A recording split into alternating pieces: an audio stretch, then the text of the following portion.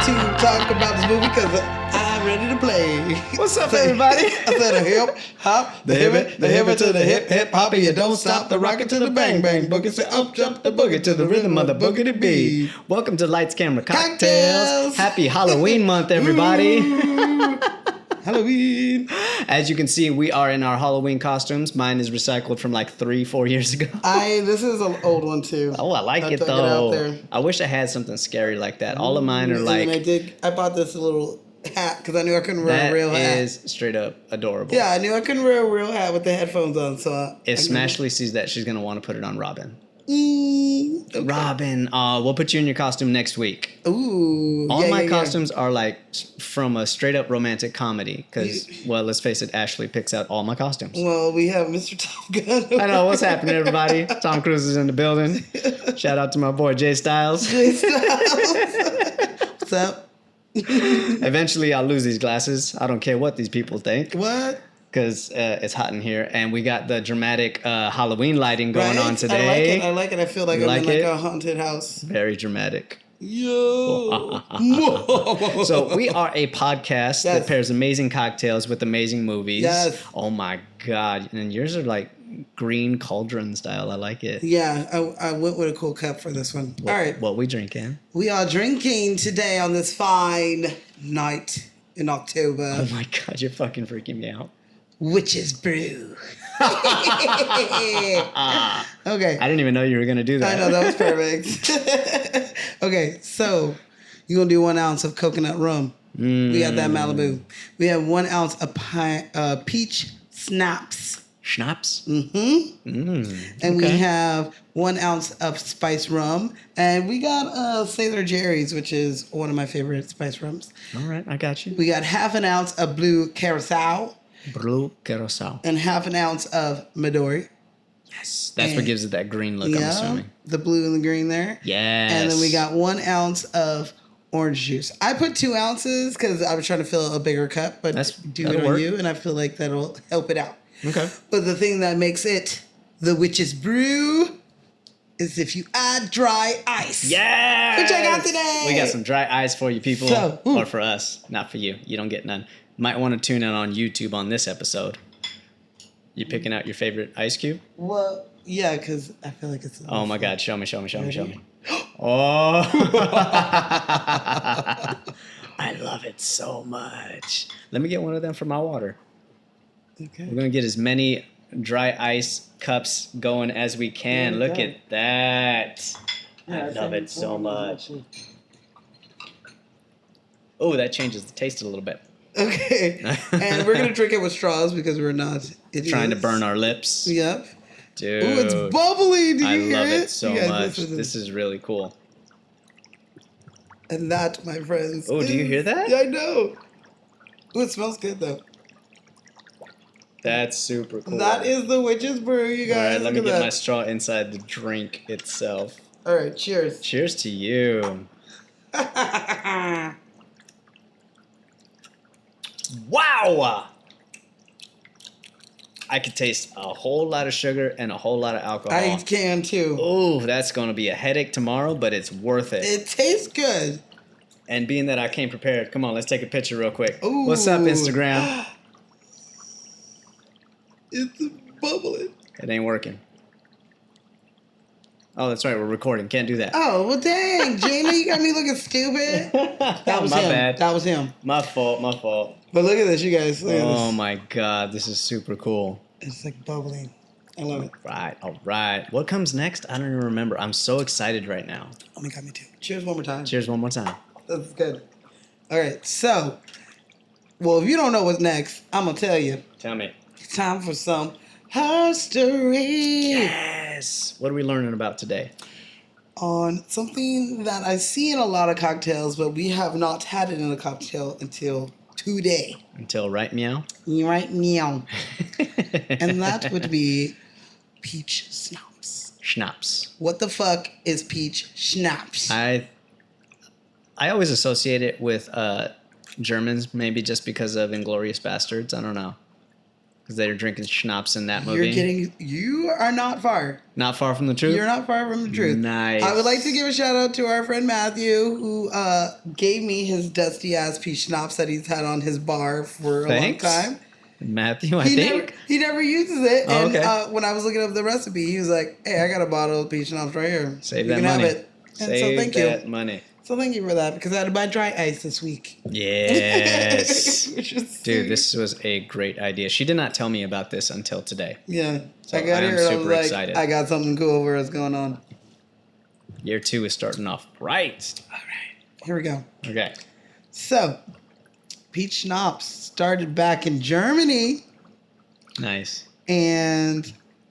But what we think of peach schnapps, or schnapps in general, is not what they think of when schnapps. They think of it as a high-end, like, brandy. Really? Okay. Or like a high-end spirit. That's kind of the term that they use it. And it also shows up in different other countries like Australia and Switzerland and France and the French region. People also call it, schnapps. Okay, so I'm going to give you a hint on this drink. Yeah. The ice is at the bottom, That's cool. which means you could probably drink it from the top. Oh, Should I try? yeah. I thought it would float, so I wasn't sure. Okay, yeah, the ice is at the bottom. We don't need the straw. The straw is actually counterproductive. All right. Cool. Continue on. My apologies for interrupting. No, you saved us. This is cool, though. Okay. I thought it would float. So that's why I was like, let's put a straw on that shit. No. Down at the bottom. I love it. I don't know. The smoke is making it hurt to do it. Okay. Let me put this down so I can You finish. just take a sip. That's it. Let me finish this shit. Where was I?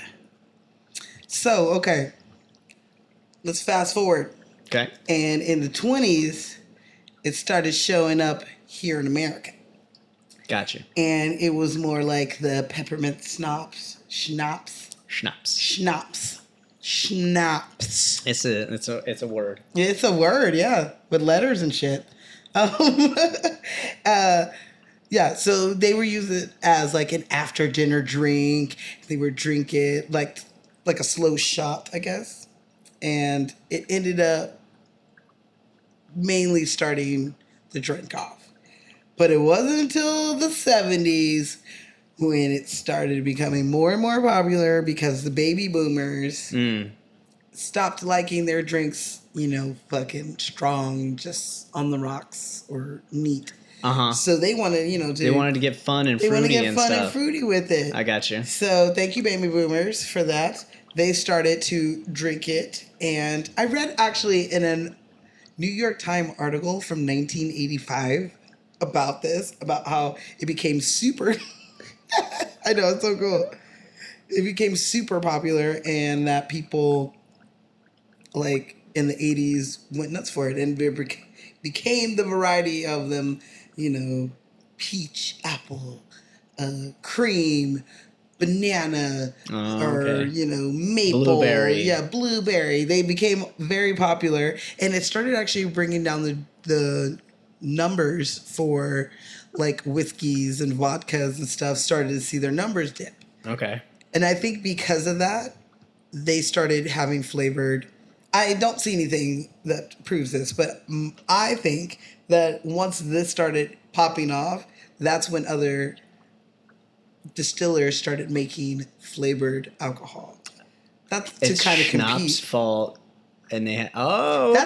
That's what I didn't read any articles that said that, I but do get after that, reading yeah. everything, it makes sense. Like, their numbers fell because they wanted more sweet drinks. So now we have like a Malibu and fucking, all these flavored coconut rum, pineapple rum. all these flavored shit to counteract that strong stuff. I'm thinking of Buffy the Vampire Slayer, the movie, not the TV show. Okay. Christian Swanson's like, Grueller, it's me, Buffy. You remember me? You got drunk at my house on blueberry schnapps and louged all over my mom? Yeah. And I think it's because the baby boomers in the 70s started having them on their home bars, to make cool drinks. And we have like fuzzy navels and... One fuzzy navel for the lady. Yeah, a bunch of shit like that with this. So, that's a little history. Herstory. Oh. And a peach. I'm sorry. I'm in a singing schnapps. mood. Me too. I'm down. I'm always in a singing mood. I've been very happy all day. Hi, Rob. Especially from that video that we posted on Instagram. We posted, Dude, you guys. if you guys haven't seen it, we're very proud of it. Yeah. It is a culmination of video clips from basically since we started YouTube. Yeah. You might say. So it's a lot of fun. Check it out. Why don't you tell the people what movie we're doing? We are watching Hocus Pocus. Yes, we are. Or whatever the fuck they say when she's doing the spell on them. Twist the bones and bend the back. Bring him to his baby fat. I don't know what the hell. I don't know what they say either. Give him fur black as black, just like this. So yes, we're gonna start off our October Halloween month. We're gonna ease you guys into it, people. But I love this movie with a Halloween banger for the whole family. So you want me to hit you with the stats? Mm-hmm. I'm gonna hit you with the best stats. Okay, so I'm gonna hit you with the best stats. Okay, so Hocus Pocus. This movie dropped July 16th, 1993. So it feels like we're still on our 90s kick right now. July. What?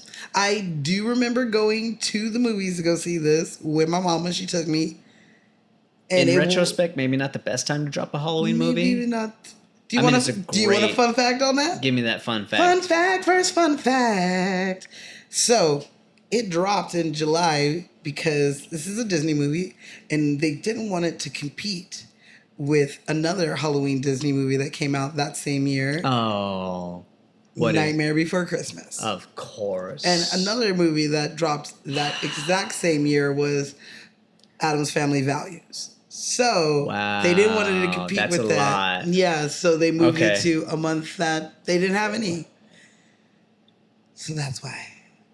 Now, I will say I love all three of those movies. I know. And to be honest with you, I went to the movies to see all three of those. Did you? Yeah, I remember going to the movies to see all three of those. Robin's in a situation. Come here. Robin, you trying to get all up in the video? He wants to be in the video. Huh? Come to death row if you don't want somebody all smiling in the cameras, dancing in the videos. Do you know what I'm talking about? Kind of.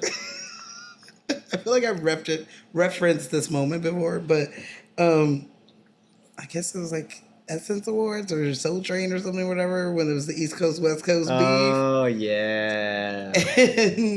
and Suge Knight goes out there and he's like, yeah, if you want to have somebody all up in your videos, dance, he's talking about Puff Daddy, talking for you, then yeah, you stay there. But if you want a real nigga, come to death row. I do remember that shit.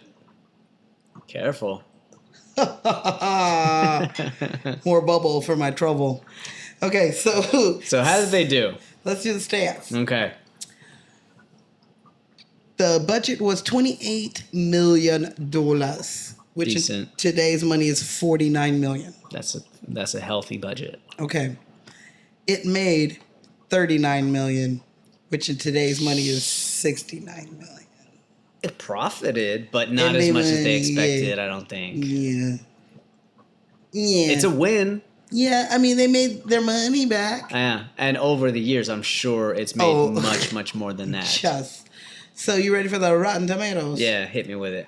So, critics, 33%. Get the fuck out of here. Audience, 70%. Yeah, that sounds a bit, well, even, I don't know. I would break it higher. I was going to say 89. Yeah, it's a great, great fucking movie. Yeah. Dude. Yeah. That upsets me. Audience, I mean, a C is not what this movie deserves. This is a B plus A minus type of movie. And critics, don't get me started on them. We'll be here all night. We'll be here forever. 33 fucking %. You gotta be shitting me. That's what Rotten Tomatoes said. Mm-mm. All right. Dude, that's terrible. This is a great story. It's an original story. It is. It's fun. It is incredibly fun. It's great. Great acting. It's got great... Don't touch it. Okay, I caught it. Be careful. Don't drop that shit. Got that yellow cake. Come on, here. Take this special CIA napkin. I caught it and threw it on the table, so I'm not burnt. Don't touch that shit. It's there. You're running out of bubble for your toilet trouble. So I wanted to give you some. Okay. So I wanted you to be ready for the motherfucking drinking game. Not to be taken for the completely made up drinking game. Just playing the same thing. Remix for the new year. Remix. So, in this drinking game, you're going to take one sip when LA, California, or Hollywood is mentioned. Nice. Hollywood. Yeah, Hollywood. LA. I don't know how you guys do it in California. Laid back, tie-dye. It's like, where are you from? Los Angeles? LA. Oh, yeah. Dude. Tubular. I know, he got assholes. super stupid. Except the blonde dude looks like he could be from here. He I don't know absolutely could be. He's talking about he looks like his fucking self. Mm-hmm. Okay. He absolutely could be. You take one sip when the spell is said or done. A spell is said or done. And I'm going to give you a little... Before we even jump ahead... I'm going to say, that motherfucker's from Santa Barbara. Yeah, dude. You look like a fucking surfer, dude. Get out of here with that shit. Okay, continue. I'm sorry. It's okay, it's okay. You gonna take one sip when the sisters sing. I have no idea what they say in the first one. Spit in the fork. I don't know what they say either, but that's like... Listen to the knock! Yep. I like the second time they sing. I love any time they sing. Dude, Bette Midler singing, the showgirl in her. I love her so much. Hello, my name's Woody. What's yours? I put a spell on you. And now you're mine. Mine. So long, I put a spell on you. Thank you, Max, for that marvelous introduction. She's so good. And it was strong, so strong, so strong, so strong. We can sing the whole song right now, but we're not going to do that. Your wretched little lies Okay, maybe we are. have all been cursed, but all the witches working. I'm the worst. I put a spell on you. Okay. I'm sorry. That's like the best part of this movie, though. Don't get me wrong. Okay. I wonder if Bette Midler kind of put that in her contract because she's a showgirl at heart. Well, all three of the sisters That's true. are singers. So They are all singers. They're I feel all like that was part of it. performers. Yeah. I wonder. Yeah. However, the director comes from music videos and choreography as well. I know nothing about this director, so I'm excited for you to give me I'm excited to tell you some shit. Okay.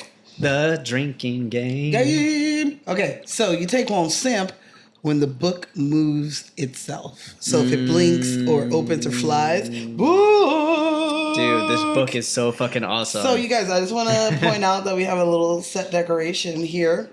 Our first fan ever. Yes.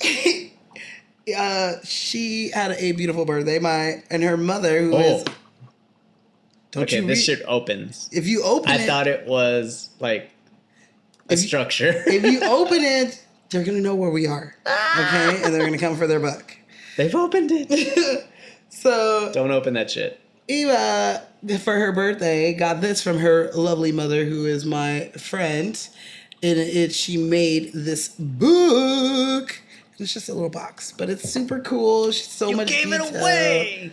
I'm sorry. Dude, it's so awesome. I just want people to make this. She made this. This thing is so cool. Badass. So, I asked if I could borrow it. Thank you, ladies, for that. And so it's a nice little set deck for us today. So when you see that book move itself, blink its eyes, open its pages, fly. Like at the end. You take a sip. Yep. Last shot, huh? Row your boat. Row, Gently down the stream. Gently down the stream. Merrily. They're too much. They're too much. I mean, what else are you going to do? Yeah, you're stuck. Okay, so you're going to take a sip when Max tries to hit on Allison. Yeah, Allison. No. What was it that you said that you liked about her? Was it called Yabos? Max likes your Yabos. He likes your Yabos. So every time he's like trying to hit on her, how about we just light this candle, like trying to be a badass cool. You gonna take a sample on that one. Want to do the honors? No, thank you. Which, I mean, that's really funny that she says no because it suggests maybe she's not a virgin. I thought that this time. I thought it was just like, no, she's smart enough. Growing up, I always thought she was smart. Mystery. She was smart enough that, you know, she believed in the stuff. Her mom worked in the museum. Mm-hmm. But yeah, it could also be taken as that. It can also be taken as Allison ain't no virgin. Or she could just be like, yeah, I'll light it. If she wasn't a virgin, she would light it because then it wouldn't work. True, but also she doesn't want him to know that. That's true. That's true. Mm-hmm. Well, we'll never know. We'll never know. He totally proved that he wasn't a virgin. Yeah. I thought he should have been like, yeah, man, well, I mean, I could light it, but nothing's going to happen. For sure. And they call him a virgin like 10 times in the entire movie. And he's a virgin. Are you a virgin? Yeah. I had to wait 300 years for a virgin to light a candle. You lit the candle? God, you're so stupid. I knew some airhead virgin would light that candle. Ooh, well, let's add that as one. Take a sip every time you hear virgin. I didn't put that one in there, but that's a good one. They do say it a lot. They say it a lot. You gonna take a sip when Winnie calls for her boo. Nice. Boo. She's like, Book. Come home. Oh, make thyself known. She's so sad. She wants her book. You gonna take a sip when... Where am I? The mustache got too big. God damn it. You got me. You're gonna take a sip when Binks dies. Aww. But he dies a bunch of times. That's what I'm saying. He dies a couple times. Well, he dies twice. He's a cat. But he dies twice. Well, then take 2 sips. Okay. Okay. being easy on the people this time around. It's a kid movie, and it's like only like an hour. Kids ain't drinking these drinks. It's an hour and 20-minute movie. Maybe they are, but we did not approve that. You can make this non-alcoholic. I don't know how, but look into it. And put some dry ice in it. You cannot. You got Sailor Jerry's, Malibu, Schnapps, Curacao. No, okay, I got you. Okay. How you use something? You'd use coconut juice. You would use peach juice, orange juice, some kind of Blue melon High juice. C. This is just straight up Sugar Rush. So you can put some food coloring in there if you want to, or some blue ice and put some ice in it. Dry ice. Blue Raz. Or the popsicles. I don't make drinks for children, okay? My nieces get water and juice. That's it.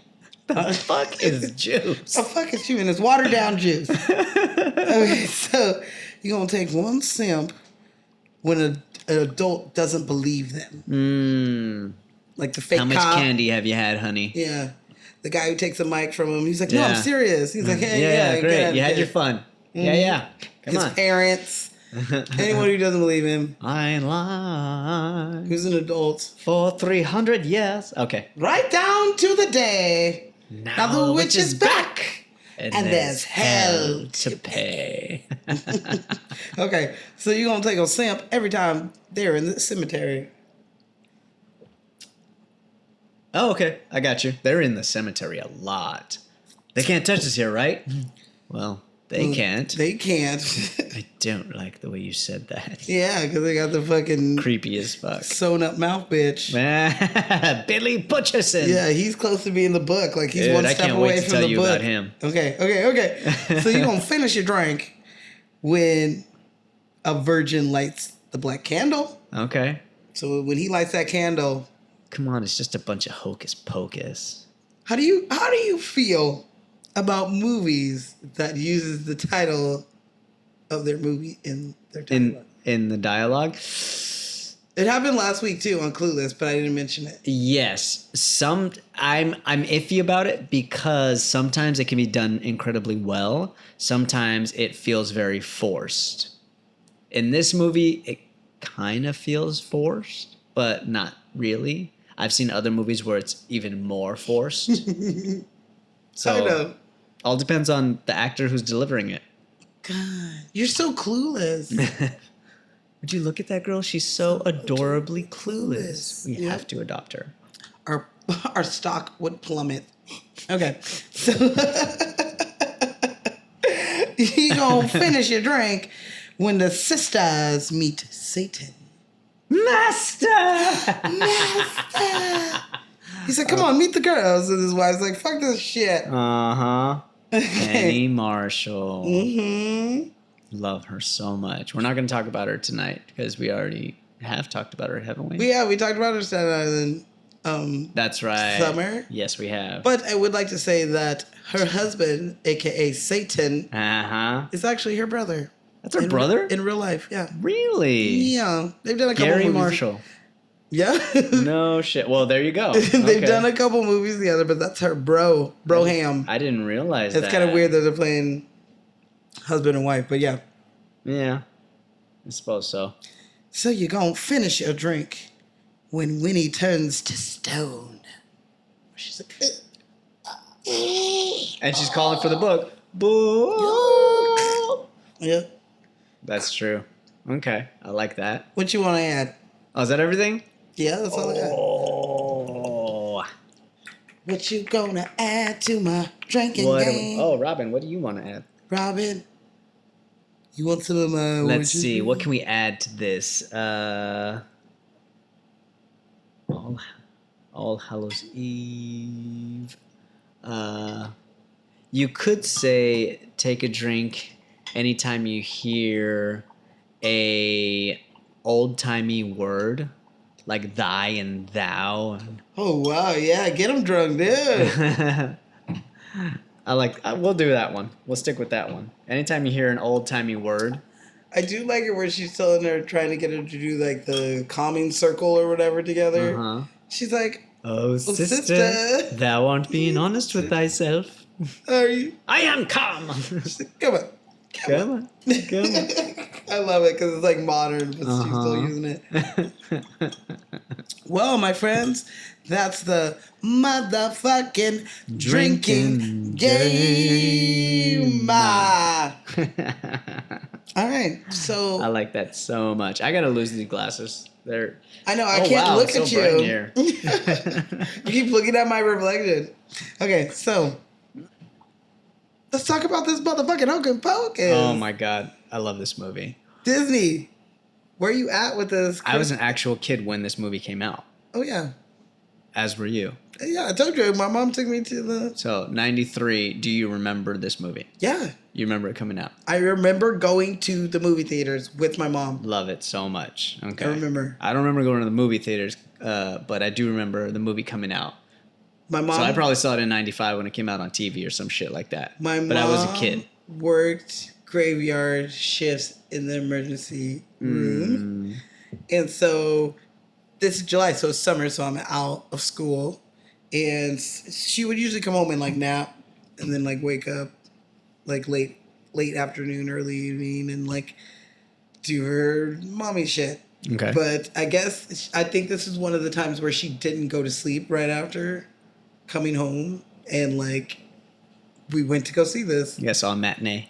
We did see a matinee, and I remember seeing this. If she gonna be like, I don't remember, but I remember. I do, because I remember thinking like, this is so awesome. When is it that parents just stop remembering things? I don't know, and they think that like she'd be like, you don't remember, that was in '93. I'd be like, I remember. remember what theater we went to, and I remember, I remember seeing this and Nightmare Before Christmas and Addams Family Values. That all year I went That to same all year. the theaters to see them. I was just having a conversation with my mom like last week about this, and we were talking about my earliest memories. And I was like, yeah, Mom, I remember that far back. Yeah. I don't have too many memories back then, but I do have those ones, very distinct memories. For a stoner, I feel like I have a great memory. Okay? What did you do today? I got up, I brushed my teeth, and I picked out my school clothes.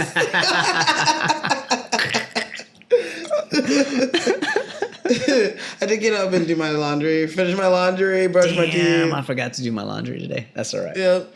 Okay. Well, this movie. Oh my God, this movie. Okay, so Hocus Pocus, directed by the great Kenny Ortega. Yes. So you would recognize him more so from being in music videos as well as being a choreographer. Ooh. Guess what he choreographed? Britney. No. Backstreet Boys. Probably. You give Did up? I get close? He choreographed movies as well. Oh. I'll give you a hint. No, I Had the time of your life. So wait, we talked about him? Did we talk about him? We didn't talk about the choreography. We didn't Okay, talk about him okay. on I feel Dirty like I might have Dancing, read but something he about is it, the but I didn't even know. choreographer for Dirty Dancing. He's a choreographer for a lot of things. Wait, is he also for Flashdance? I don't think he did Flashdance. Because he is that I remember thinking about him or talking about him. I mean, he has done choreography for so many things. Tu Wong Fu. Thank you, Julie, for everything Julie knew, man. I can't wait for us to do it. So I'll go down a few of the things. So he did Material Girl, Pretty in Pink, Ferris Bueller's Day Off. Wait, so he did that whole Thriller dance through the fucking city? That's like my favorite scene of Ferris Bueller's Day Off. Yeah. Yeah, you know the not parade? Thriller. What No, are you talking okay, about? it's not Thriller, but no, you know the Shaking a parade. Baby. Yes, Yeah. they Twist sing and it, Shout. But when they show the black people, they're doing the Thriller dance. Oh yeah, absolutely. So that was all him. That's yes, the best that was scene, Kenny though. Ortega. Kenny, he also man, hold on, Kenny. That shit was dope. Right? It stuck with me forever. I fucking love that scene. You know what else he choreographed? Oh my god, you're gonna melt my brain. Go. Dan Aykroyd and John Candy in The Great Outdoors. You know what I'm talking about? When they're dancing in the bar? Yes, he choreographed that. Oh my god. Neil Diamond, he did Neil Diamond? Cher, If I Can Turn Back Time. If I can turn back time. If I can find a way. So he choreographed a bunch of shit, but he also directed a number of things, including High School Musicals. What time is it? Time of our life. It's time to. I've never seen them. I'm sorry. No, I mean they came out, when I was late teens. So Okay. I did, and I was in High School Musical, but it just wasn't my Gotcha. shit. But everyone's saying it. So he started directing music videos, like our sister's favorite karaoke song, Denise Williams' "Let's Hear It for the Boy." Let's hear it for the boys. Let's give the boys a hand. Yes, that one. you Gloria hear it for my baby?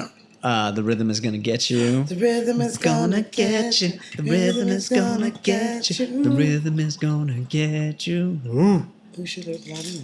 Damn, Gina. Tonight. Dun, dun, dun, dun, dun. And so he had his directorial debut with Newsies in 1992. Christian Bale's Newsies. I am not a big fan of Newsies, but I have seen it. What? I'm sorry. It's a great story. I'm not saying that it's not. I'm just saying that I don't feel the songs.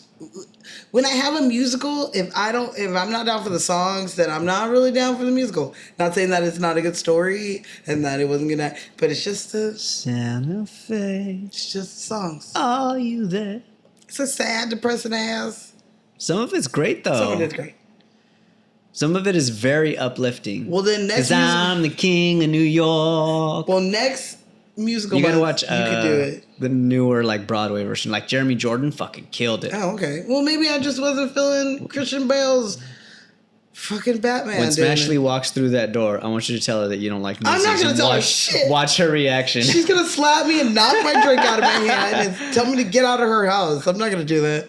No, she'd be like, "How dare you?" I'm gonna need a drink if you're gonna say that kind of shit. I'm like, all right, go get a cup.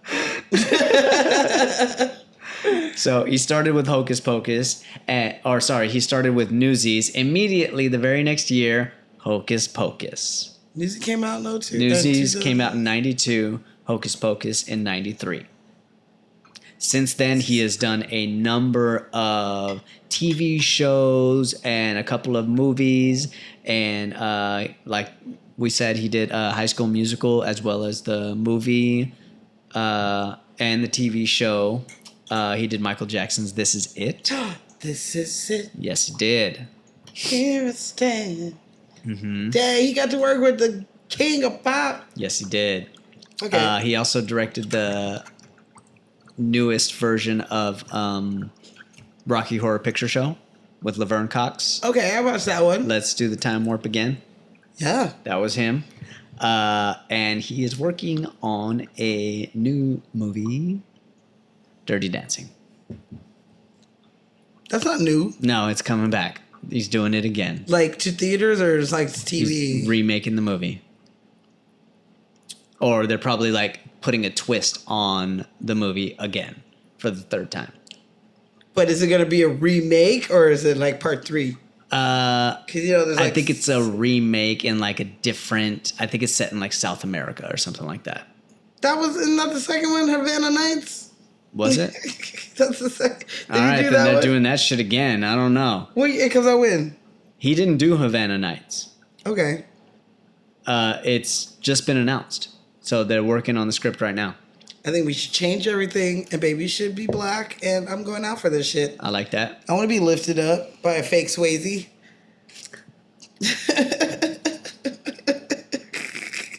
Why you gotta be a fake Swayze? Because I can't get the real one. No. His brother's alive. I guess I can get him. So sad. So that is Mr. Kenny Ortega. He is fantastic. Kenny. He's got a very long resume, and he's been doing some great work since way, way back in the day. I see that. Okay, so you ready for a fun fact? Give me that fun fact one time. Okay. Disney bought the script. That water is not good. It's gross now The because dry of the ice ice. made the water gross. I feel like you have to dry ice it and put it in. Uh-oh. We was just talking about you. Oh no! Smash is in the motherfucking building. Burr, burr, burr. Babe, I got something to tell you. Don't say shit. Hey, you want a drink? You want a drink? I would like a drink. Would you like to try some of my witch's brew? Any quesadillas left? There are. You have to heat it up. It's in the fridge. Nah, they ain't no more. They ain't no more. We ate Ain't no them all. more. Okay, back to the lecture at hand. Okay, so Disney. Perfection is perfected. Just kidding. That's nothing but a cheap thing. I'm afraid to open my mouth because I thought you were going to finish the line. I'm so excited. Okay, well, Disney bought the script in 1984. Okay, and it sat on the shelf for 8 years. It was originally titled Halloween House, and it was going to be more dark, a darker and scarier. Like, Witch's brew. Don't drink from the bottom, drink from the top. You can drink The this. straw? The Nah, you ice can drink is at the bottom. Right. I have a problem drinking with the smoke. That's why I put the straw back in there. Ooh, That's what I said. that's strong. I didn't create this one, y'all. I did get this from Tipsy Bartender, by the way, and he put like ice cream in it, like sorbet floats in it. It's more of like a juice, like a punch. It's super sugary. Yeah. Mine had smoke in it already. Babe, we're wearing our costumes. You want to put on a costume? Why isn't Robin wearing a costume? I knew that was coming. Well, go ahead, go change costumes. You see, now I'm in trouble. Because we're wearing costumes all month. Yep. So get it right, get it Which tight. means I need at least one more costume. Because I only have 3. Shit, and I kind of don't want to wear one of them. Well, where would You know what one. Yes. Why don't you wear? What are you going to be this year? I don't fucking know. Smashy, what is Jason this year? I'm Cher. She's Sunny. Oh, What's up, babe? I like it. What'd she say? I have no fucking idea. Okay. She's yelling at us from the bathroom. There's wood and shit between you. I can't hear her. Okay, so Disney, Bought this shit in 1984 and it sat on the shelf for 8 years. yeah. I mean, this was another fun fact. Oh, my bad. Yeah, I and it thought was we were supposed to be just dark. catching up It was from- supposed to be scarier and darker. Okay, Disney, they didn't see the movie as being a big hit, and they barely made their money back. And where am I? Oh, Robert Ebert gave it a 1 star. Motherfucker. Yeah, and a lot of people who were clowning it, and it wasn't a really big success in '93. But over Is the it years, Robert or Roger? It needs to be Roger. Because back then it was. Oh, it is Roger. It was Siskel and Ebert. Ebert, yeah. Robert Siskel Roger. passed away, I believe, if I'm not mistaken. She's the skinny one or the round one. I don't remember. Okay. I just remember growing up here and Siskel and Ebert gave it 2 thumbs up. Yeah, I remember watching their show. It was very dry. Siskel and it and gave Ebert me, gave it 5 stars or whatever gave the me hell. an idea. And then it became Roger Ebert gave it such and Yeah, such. because he was a sub. Yeah. Well, he gave it a 1.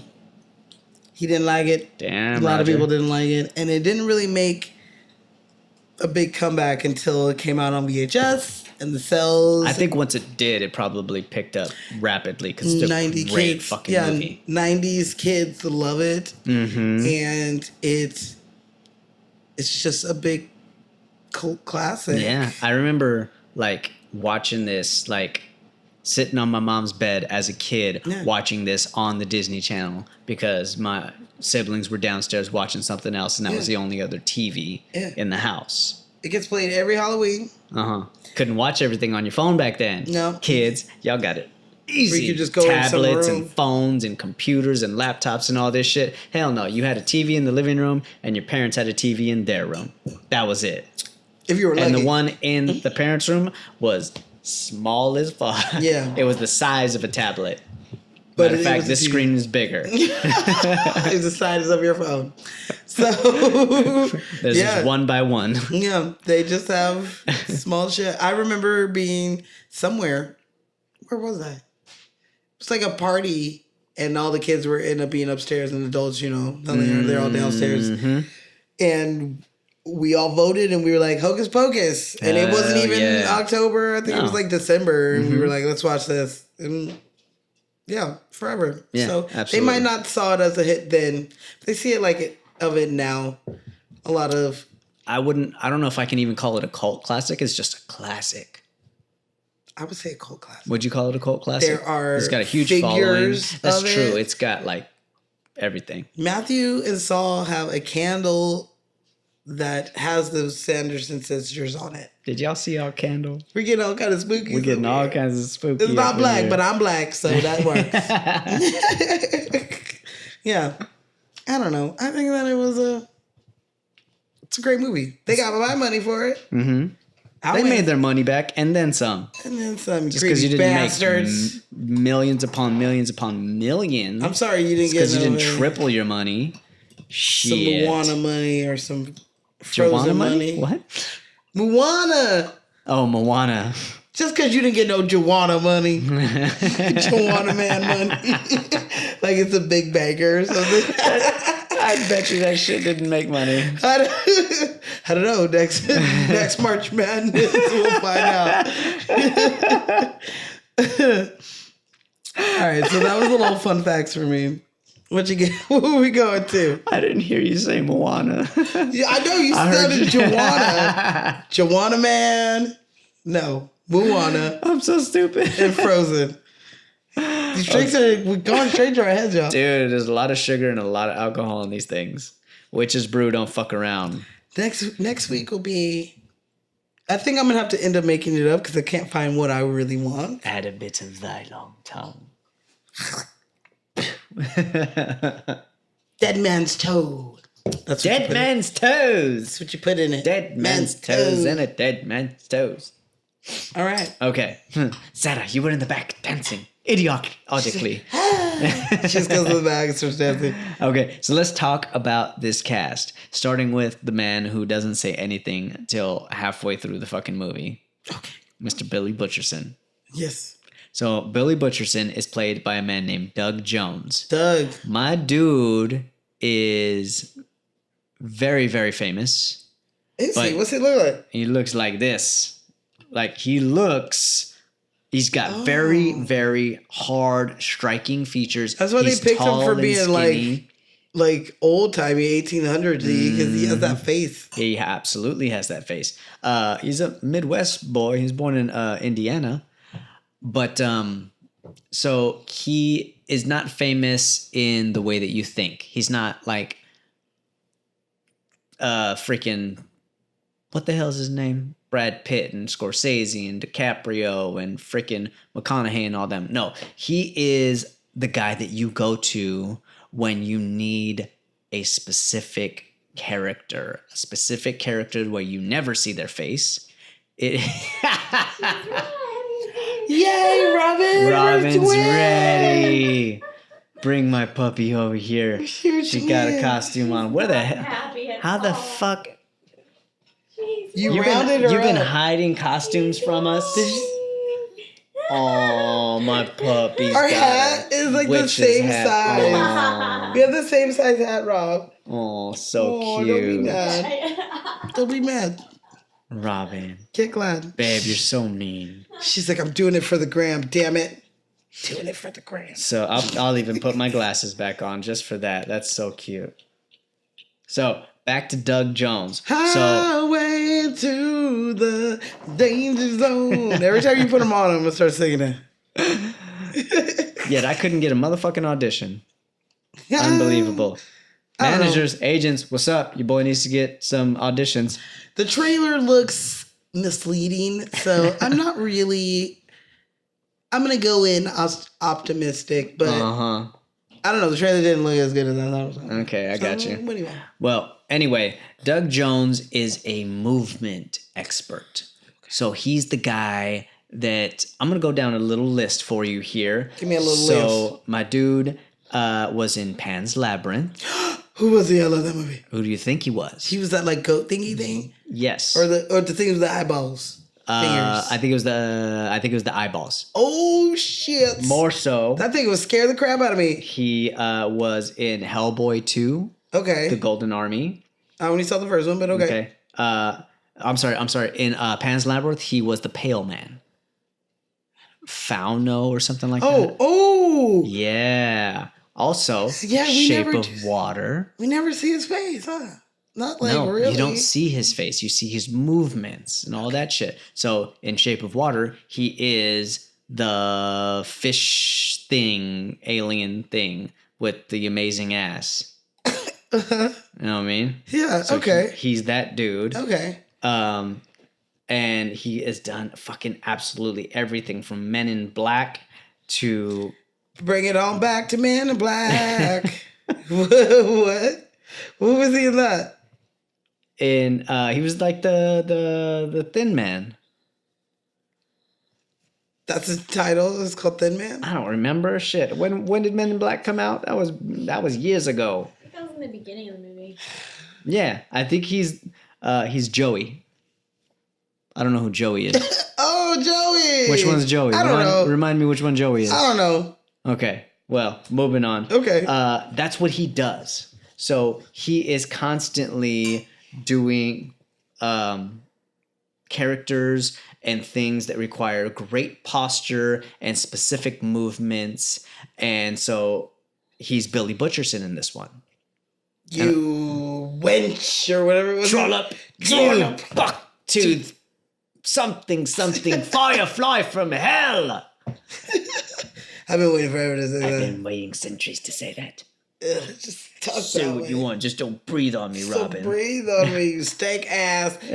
You probably didn't brush your teeth prior to your mouth getting closed, but now you definitely ain't brushing your Dude, teeth. speaking of bad breath and brushing your teeth, so you know how he Bilal. cuts open his mouth? I'm sorry. Yes, Bilal's breath stinks, we know. You know how he cuts open his mouth, right? Yeah. And then he coughs up those mothballs? Yes. They're real. There's real mouths. Those are real moths in his mouth. It was not CGI'd. It was real fucking moths that he coughed up. Wait, how long do you have to keep? I don't know. Maybe How they, do you do it without swallowing a moth? I don't know. This isn't true. No, it's This sounds absolutely like true. Watch the video again.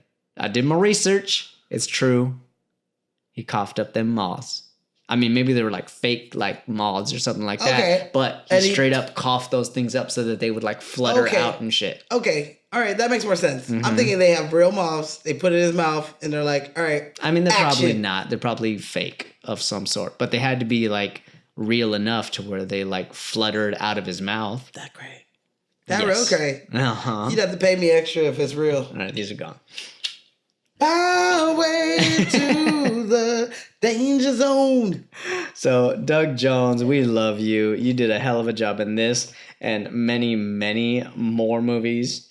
He's got 167 credits to his name, God damn. right? I think that's more than Samuel Jackson. Shit. How many? 167. I believe the last time we talked, he was 68. So, Motherfucker's got about one. yeah. It's him and Samuel Jackson, just neck and neck. No, we just talked about somebody who was like one movie shy of 200. Who was that? Oh, yeah. I don't remember. That was last week, I want to say.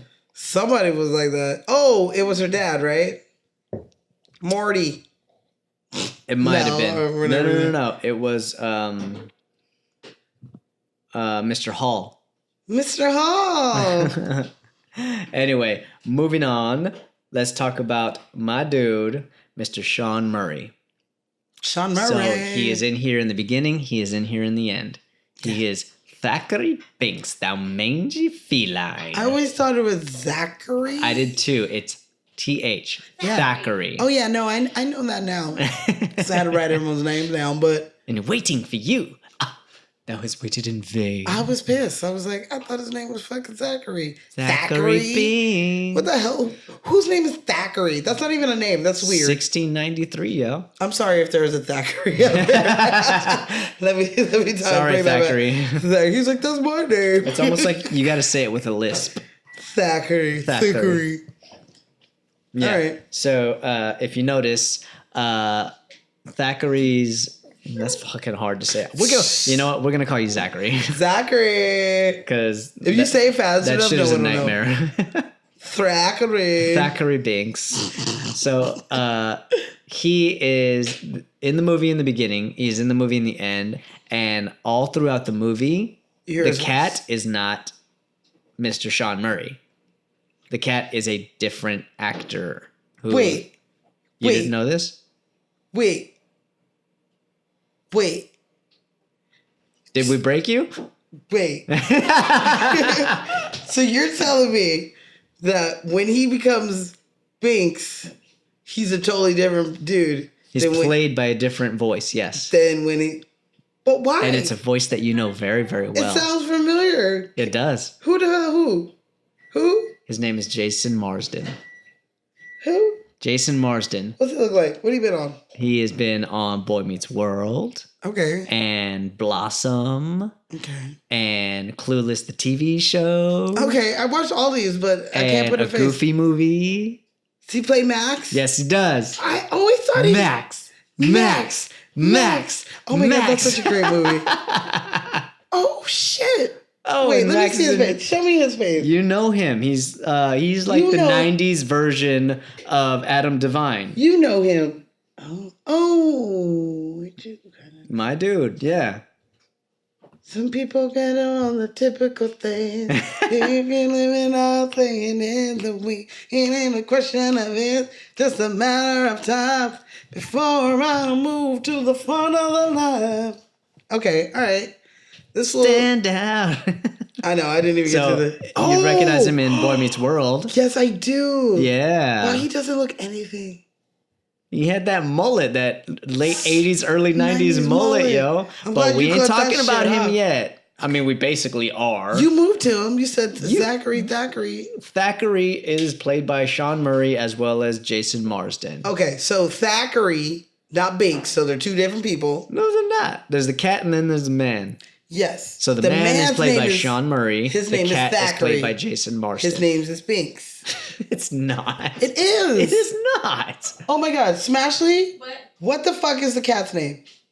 What did they call him? Don't matter. It's the same person. I know that, but to split these characters up, Okay. on the IMDb, it probably does say that the kid is Thackeray and the mullet kid is Binks because that's what they call the cat. They don't call him Thackeray. How are you going to try and get me on a technicality on this shit? Whatever.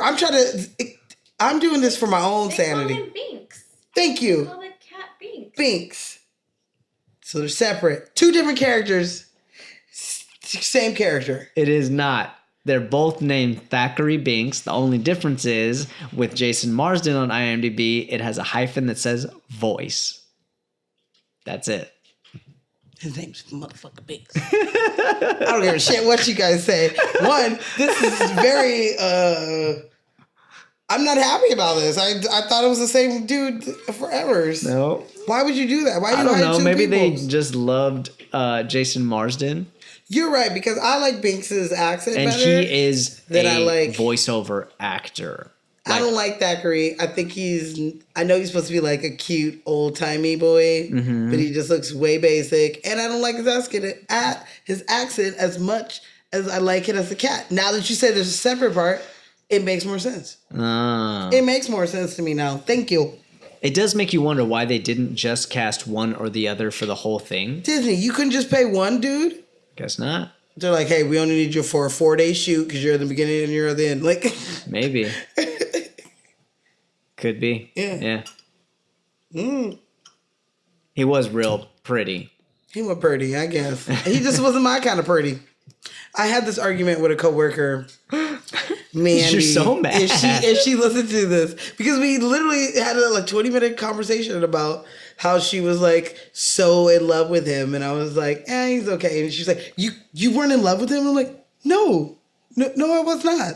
I was more in love with Max if we had to pick one of the goofy white boys. Be Max. Okay. Thackeray. Thackeray Binks. I like the way you say it though. Well, Sean Murray has made quite a career for himself, nonetheless. Okay. He has been on many TV shows, including 3 years of JAG. He is currently on NCIS. He's been on NCIS since 2003, so like 16 So years. he in there. He's in there. He's like Law and Order. He time plays in Timothy McGee. Timothy. It's not Thackeray. It's not Thackeray, no. Timothy. And so he's still doing a great fucking job. And I liked him. I thought he did a good job. I never once said that he did not do a good job. Play it back. I never said It's a I little did. creepy and weird, his relationship with his little sister. Let's just put that out there. Why? And he's just, a lot of people have talked about this, but it's a little weird how much he loves his sister. Like, don't get me wrong. Yes, you want to protect your sister and this, that, and the other. But like, it's just weird. Okay. I know what I'm going to say to you is going to go over your head because you've never seen this movie. But that's the same thing that happens in It. He doesn't go out with his brother because, spoiler, if you guys haven't seen It Chapter 2, please go forward a couple spots. Anyway. Okay. He blames himself for his brother's death because he didn't want to go out and play with him when he pretended he was sick when he really wasn't sick. And he's a grown, and they fast forward to like now, and he's a grown ass 40-something-year-old man, and he still has the same like love and lust to look for his brother and to like figure something out as he did when he was younger. Like, Okay. when you lose a sibling at a young age and they're a young age, you stop growing as much as they stop growing. Okay, I'll buy that. However, he was lives so for close. 300 years. He was so and close to saving her. He yeah, was so exactly. close. Like, he did everything he could Yeah. to save his sister. And what did he do? He wanted to make sure that no other little kid found the same fate. Sure. So he sat around waiting for Max's dumb ass. Yes, Dumb he did. virgin But I ass, will no having say sex that, ass. if anything, this is kind of why I would take a little bit off of the rating of the movie, because the fact of the matter is he was being a great big brother. He noticed that his sister was missing. Immediately, exactly. And he did what he was supposed to. He told his friend or his cousin or whoever the fuck that guy was, summon my father, wake the others, go, this, that, and the other. And he went straight for the witch's house. And he snuck in there and he stopped them to a degree, but he was just too late. That's because he's a kid. Yeah, exactly. But he did everything he could. And he tried to fight off 3 witches. Yeah. Bitch, you ain't winning that fight. No. He went in there knowing that he was not going to win that fight. They put a spell on him. And now he's there. So long. Okay. Yeah. You know what I mean? Yeah. And she even says it. His punishment shall not be to die, but to live forever with his guilt. He has nothing to feel guilty about. He tried to save his sister. He did the best he could. He did everything right. He was just too late. You know about survivor guilt, right? That's a thing. I don't. No? Survivor guilt? It's like, let's say it should have been me sort of situation. It should have been me, you know, a car crash, you have 3 friends and only one person survive and it's the driver. They're like, dang, you know. Oh, yeah. It should have been me. You know, that's a survivor guilt. In that situation, like, you was driving. Yeah, but even if you're not driving and you're the only one that survived. It still happens. It still happens. I got you. So that is a thing when you survive and someone else doesn't survive and you had a chance. But it's almost like Winifred puts that in his mind that it's your fault. Because it's not. It's not. It's really not his fault. But now it is his duty to not let anybody light it. Yeah. Bring him back. Mm-hmm. That's a crappy job, but... Shitty job. But that's because he can't talk. He can only talk once the candle's lit. I wonder if that's true. It is. I read something on it. Okay. But, I mean... Otherwise, he would have talked to his dad when he was like, where's Zachary? Yeah. He couldn't do it. That's true. If he saw Max about to light this motherfucking thing, he would have been like, hey, bitch, don't light it. Yeah. And that would have freaked him out enough. Like, oh my God, the talking cat. Nice going, Max. Yeah, you're like, what the fuck? You can talk. Yeah, no kidding. Yeah. Now, get the spell book. He said, oh, shit. And that is Jason Marsden. Binks. All right, that's a wrap on Sean Murray. Let's bring in Jason Marsden. We're about to light the candle. And this dude doesn't even have to like fucking... He comes in sweats. He didn't even have to dress up old time period. Pretty much, yeah. But my dude, ever since he was a kid, he started getting into voiceover work in the early 90s, and he's been doing it ever since. Yeah, he got cute. He's a good-looking dude. Yeah. And can we do Goofy movie? I love that. Fuck yeah, we can do Goofy movie. 1, not 2. Yeah, just 1. Okay.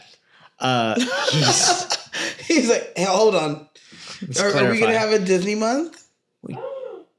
Whoa! Shit. Apparently, there's a ghost in here, and it's excited about Disney month. Smashley wants that Disney month. She all about that Disneyland. Yeah, we can do Joanna. Joanna Man? Got that Joanna Man money. You don't know nothing about that. Can I give you a fun fact? Yes, please. So David Christian. Yep. David Christian. Got the idea to get the movie from a bedtime story that he told his kids. And they loved it so much that he started writing it up. And he sent it in to Muppet Magazine. I don't know what the fuck that is. Have you ever heard of that magazine? No. All right. Well, he sent it in there. Jim Henson did a lot of things. Guess. Why is that not a thing anymore? I want to read Muppet Magazine. Because people don't really read paper anymore. Yeah. So I read online. You can have a site.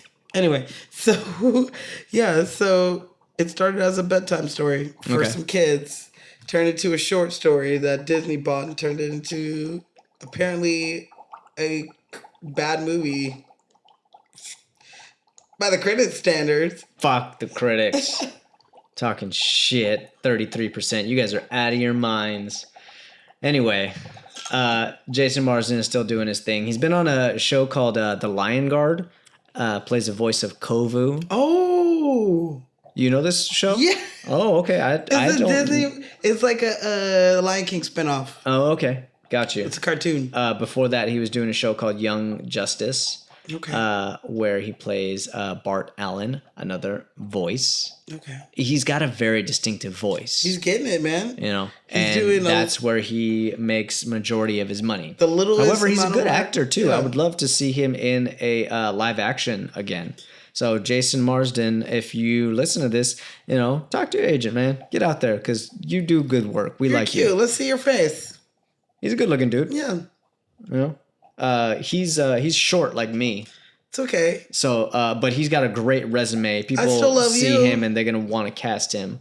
You know, he's not like a no-name guy where they're like, oh no, I don't know him. He's too short too. No, He's never been in the business. He's like, yeah, look he at this started shit. out as a child actor, so he's got the resume to back up He's everything. like, bitch, I'm on Samuel Jackson's level of movies. He only beat me by one. No, that's Doug Jones. Oh, it's the other Thackeray. God damn it. Let's move No, on. that's Sean Murray. God damn it. Billy Butcherson is neck and neck with Samuel Jackson. Who's Billy Butcherson, Doug Jones. Oh, Shape of Water, Pan's Labyrinth, Men in Black. They're starting to blend together. I want to find him in Men in Black. I'm gonna figure that Is it one the out. schnapps? I think This it's, witch's brew is putting a spell on you? it's a lot of shit. I do feel it. Like I feel drunk right here. By the eyes. Is that a thing? You want the glasses? Let me try the glasses. Well, you're trying those on. We're going to talk about don't Mr. want Santa Barbara, to. who was talking shit on California boys. Tubular. Tobias Wait. Jelinek. Wait. This Jel- fool's name is Tobias. Tobias I'm not making fun of Jelinek, you. I believe is how you say his last name. So he's Jay. I'm Jay. This is Ernie. I thought I told you. I'm going by ice now. This is Ice. He puts it back in his fucking head. Vanilla ice. Hey, no bullshit. This was his very first movie, very first project. He never did TV or anything before this. I can see that. He got discovered while he was doing theater at Laurel Springs High School in Ojai. And he did this movie, and I thought he did a great fucking job. Like, he is very present even when he's not the one that's talking. He's reactive of what's going on in the scene. Like, he did a really, really good job. Yeah, especially for it being his first thing. Yeah. But there's no fooling the audience. This kid is definitely a beach boy. I always thought that. And that's why I always thought it was weird that he's like making fun of him. Because I'm like, dude, you look like you're from literally like. Yeah, you look like you're beach. straight up from the beaches of California, He's like, yeah, and I'm you from- are. From Orange County, bro. Pretty much, but like he's up north in Santa Barbara. I know. But Tobias has been doing a whole lot of work. A lot of these guys have great careers after this movie. What has he done? Stranger Things. Give me a name. He doesn't have a name. He's the lead agent Okay. And what season? in 2016. So I think that's season Second. 1. 2. Yeah. I think that's season 1. Okay. Lead agent. So he was in season 1. He's been in Agents of S.H.I.E.L.D. for this, or he's going to be in Agents of S.H.I.E.L.D. for this next So season. he looks like a cop now? Yeah. Is He that definitely take a look at him. My dude definitely goes as like the stereotypical Oh, wow. cop, and he's not like a blue collar cop. He's like the in the office cop. Yeah. You know, so like He's a detective looking dude. Will and Martin would answer to him. Yeah. You know what I mean? Instead of what's You're him, you're you, but he's not in him, front of her. and you, not him. Everybody wants to be Yeah. like Mike. So like, I'd have dunked it on your ass. Martin. Okay. I like Ooey's and Baskets. I don't know what baskets is, but yeah. Zach Afiganakis. Zach Galifianakis? Gaffiganak. Buscemi. Damn, it's another dude. I can't say his last name. Why can't you say white people's names? Well, probably because they've been fucking up my first name my whole goddamn life. Z for the B. That's why I go by Z, because it's just easier. It's just easier. Well, my dude has done like every TV show you can think of. He has that niche character of CSI, like crime, like he's done The Rookie, he's done Arrow, Has he been a Mindhunter or something? probably, I don't know, Magnum PI and fucking, and he started his NCIS with NCIS Miami or New Orleans or something like that. I like the Miami one. It was New Orleans. Sorry. I mean, I like the New Orleans one. Question mark. So yeah, that's Tobias for you. Plays Jay. He's got some great fucking lines in this movie too. Yeah. What are you supposed to be? A new kid on the block? Which I wish that you again watch it, because they make a lot of new kids on the block jokes in that. Put it on the list. I'll watch it as soon as you put it on the podcast. Really? I mean, Ashley's not going to watch it. That's fine. What day won't you be here this month? Fridays. Okay. Anyway, so his partner in crime, Ernie, aka Ice. Ice. This is Ice. Ice. Who needs to learn how to breathe through his nose. What? His homie even laughed at that shit. He's like, I know, I've been thinking that for so long. We don't get any smokes from you. We don't get any cash. Yeah. What am I supposed to do with my afternoon? One, I'm just going to say, this kid is from LA. He's not from like Riverside or some suburb. He's from a city. Who? And you gonna let these Max. Oh, yeah. You gonna let these fucking nobody little kids who haven't been to nothing to nobody jack your motherfucking sneakers. You better be out your goddamn mind. I would have punched one of them and pedaled off on that goddamn bike and just prayed to live another day. Born and raised in Los Angeles, and you can't handle a couple of guys from Salem. And they're like fake. They're not even anything. Yeah. You don't have it. They're the biggest bullies in the school. That's all you got to deal with. That's Disney for you. Walk in and punch somebody and start it. That's all you got to do. Hey. Treat it like prison. Find the biggest guy and knock his ass out. Have you ever watched the show Weeds? No. The youngest son on there, he's Hunter Parrish? Huh? Hunter Parrish. I don't know what his real name is. It's the only dude that I know is in there straight up from Ashley. Oh, okay. Yeah, she got a slight crush on him. Oh, it's probably Silas. No, not that one. His younger brother. And he goes into school, but at this point he's in a new school, and his mom is married to like a Mexican drug lord gangster. So his bodyguards are Mexican drug gangsters, and they like teach him how to like, defend himself and think like that. So Gotcha. he goes to this new school and he talks to someone. And he's like, "Who's like the coolest dude in this whole school or whatever?" And they're like, "Oh, that's Mark over there. He's really cool. Everybody loves him." And he walks up to him. And he's like, "Hey, Mark, I'm Shane." He's like, "Hey, Shane, nice to meet you." And he picks up like a tray and busts him in the face. And he's like, "Don't fuck with me." And he walks away. So he became like the most badass kid in school. Because the first day of school, he just walks up to this kid and beats the shit out of him. "Don't fuck with me." And he walks away. Everyone's like, "What the fuck?" Okay, I kind of want to see that. I'll pull it up because that's a really good episode. We gotta watch that shit. Please show me afterwards because I would love to see that happen. I've seen it happen in like comedies, but with adults, or like dramas in prison with adults. But to see that shit in junior high, that's got to be hilarious. He's like, yeah, and it wasn't even like he was the tough kid. He was just the cool kid that everybody liked. It sounds like he's like, "Hey, how's it going, bud? We're all pretty friendly around here. Don't fuck with me." Exactly. Like, "Hey, welcome to our school. Are you fighting everything?" Like, pretty much that's what like the feeling you get from this kid before he gets hit in the face with a tray.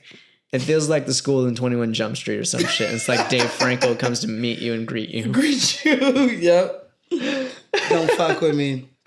Anyway, Larry Bagby plays Ernie, or Ice. And I don't know if he really has that lisp, or would you call it a lisp? what would you call it? The way he's An that accent? speech impediment, whatever it is. I don't know. Sounds like a fucking douchebag. Maybe that's what he's just like, maybe he's imitating a bully from his school. Possibly. That's what I would do. His school in California, because he's also a California boy. Hollywood. He was born in Maryville, California. I ain't never even heard of Maryville, and I've lived in this state my entire life. Me too. That sounds like it's probably Central California. I would think like way, way north. I don't know. I would think Central and like all those farming towns. Oh yeah, possibly. That's what it sounds like, but I don't know. That's close to Santa I don't Barbara. know. Who knows? They were homies. They carpooled. They carpooled to audition. Well, Larry, I got a fun fact Give me a on fun fact. Ice. He really did shave his head with the. I'm sure Ice. he did. I'm I know sure he he did.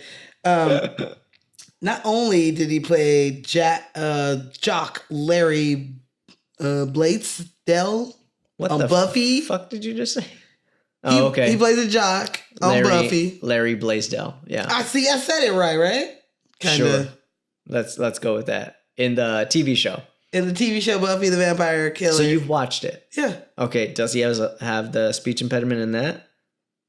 I don't think so. He's more like a bro. He has like that bro-y kind of like jockey. Okay. But no, I don't think it's the list. It's been a minute since I watched Buffy. I mean, if that's the case, good on him for like adding that to his character. You know. Because it was very, very good. But I would like to say that nowadays he is known as a country star. He's a country singer. Is he really? Yeah. He has like 2 albums and Who the fuck did he grow up to be? Blake Shelton? Change his name? I don't know. I don't know country. I'm kidding. If he's not Garth Brooks or that's it. That's interesting. He was in Walk the Line. So maybe I don't know if that's when he fell in love with country I don't know. music. He got 2 albums out. He got 2 albums. That was in 2005, 14 years ago. It was 5. I feel like that was 6. It was 5. Walk the Line came out in 2005. Okay. Well, shit. Good on him. I didn't know that part. That is a good fun fact on Fun Mr. fact. Larry Bagby. Larry Bagavamby. So we are just, rolling through this cast. Like a bunch of homies. And next on the list is my man Hank. Come on, Hank, sing that song. Just kidding. It's Vanessa Shaw. The ladies dip. Women's fight for my delight. Because I'm the grand master with the 3 How come we're on that shock tonight? the house To for the young ladies. When you come inside and to the front, you You do do the the freak bang and you do the bump. bump. And when the sucker MC's trying to prove a point. Anyway, I was going to go with it. I know you were, and we can keep going, but it's a 15-minute song. Oh, yeah, let's go. Come on. I don't know how we got on it. Come on, Jason. Sing that song. It was from Soundcheck. I know. Bitch, you missed Soundcheck. You did. You did. Oh, yes, you did. Vanessa Shaw, she plays our heroine, Miss Allison. Ooh, Allison, kiss me. I'm Allison. You're so soft. He's all rubbing up on his pillow, Uh-huh. feeling himself. Come on, he's a kid. You didn't remember like playing make-believe with thinking of the girl that you liked or the guy that you liked when you were in Yes, I was thinking of the elementary girl school and that- shit like that? No. Were you really? No. I was thinking of Will Smith, bitch. All right, Zenobia. How many chicks have you made out with this year? This year? One, Wouldn't you two. like to know? Fuck yeah. I'm going to say about 2. For those of you who don't know, that's Stifler from American Pie 2. Dose. Dose. Okay. First thing I ever saw her in? This. No. Ladybugs. She's part of the soccer team. Yes, she is. She's the heroine. Yeah. She's She befriends Rodney Dangerfield's son-in-law, his Stepson. love interest. She's Kimberly Mullen.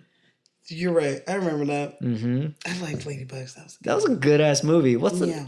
her name? Who plays his mom? I don't know who plays his mom, but more so Rodney Dangerfield's like partner on the field. What's her name? Oh, Curly haired black girl with the voice I'm so mad because I know her name, but I from can't. Sister. In 227, All kinds of shit. I love her. But we ain't talking about that movie. we should because that's Yeah. a good one. And I hear my daughter Kimberly is spending a lot of time with your son these days. Oh, he is Dave. More than you know. They fucking. Anyway, that was the first thing I saw her in. And she got Hocus Pocus just 1 year after that. Okay. I like that. Mm-hmm. And I like her, but she's mean, kind of. Why?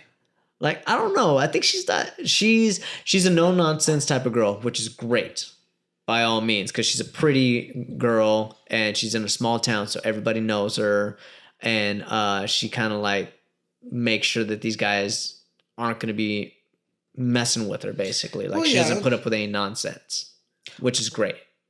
But at the same time, you don't always got to be mean.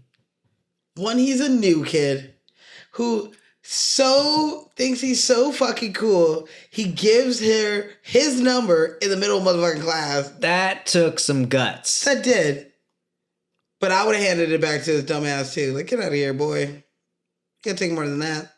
I mean, I'll tell you right now, none of these guys that are at her school have ever tried anything like that. You don't know. We only see Halloween and November 1st. Statistically, none of those guys have ever tried anything like that. That's because they all went to kindergarten together. No, I don't think that's the case. That just means that they had more opportunities to do so. But 99% of guys are not going to have the guts to do something like that, especially if they just got to a new school in a new city where nobody knows them. So that is his way of saying, I'm not like the rest of these guys around here. Just like in Weeds, the little boy went up and smacked him. Don't fuck with me. Don't fuck with me. I will definitely show you. That's his don't fuck with me moment. I will definitely show you. That was a good episode. Even though they fuck with him throughout the entire movie. They did. That's what I'm saying. He should have took a tray to fucking Ice's head. Right? And then he would have Instead, fun. he gives up his candy. Here, Ice, pig out. It's not his candy. It's her candy. No, he gives him his candy. She has her candy. I feel like his candy is the dump candy. You know how the adults walk around with the bag and you dump your candy in that so you don't have like a huge... That's what I thought it always was. Possibly. Was the dump candy. Because he doesn't go trick-or-treat. He's just kind of standing there. He's sitting there waiting for her. And he just basically walks her to the door. That's all he does. I always associated as, because he's dressed up as a little leaguer. So, according to her. Where did that come from? Because he says he's a rap singer. He's like, what are you? I'm a rap singer. Well, he's very like anti He's nothing. Halloween. He's dressed he's as very himself. blah. And so he's a little leaguer. Yeah, exactly. So he probably told her that, but I feel like he has gotten to the age where he's too cool for Halloween, but at the same time, he gets very excited when he sees like all the candy at Allison's house. That's because they're the big chocolate bars. They're the big chocolate bars. That's when you go to the rich people's houses. That's what it was. Yes, it is. What? He just gasped and got up. What the fuck? Is there... What you bringing? What we doing? He's getting excited, y'all. I got us some candy for Halloween. Ooh. So Yeah. Something was wrong. She got up. ain't nothing wrong. She got up and ran. So I was looking for Clark bars, But couldn't find any. is that a thing? Did they still make them? I don't know if they still make them. If they do, it's at like straight up liquor stores where they've been there since 1993. Ooh, it's with the, And they're it's probably there with all the gross. Abba Zabbas. Abba Zabba, you my only friend.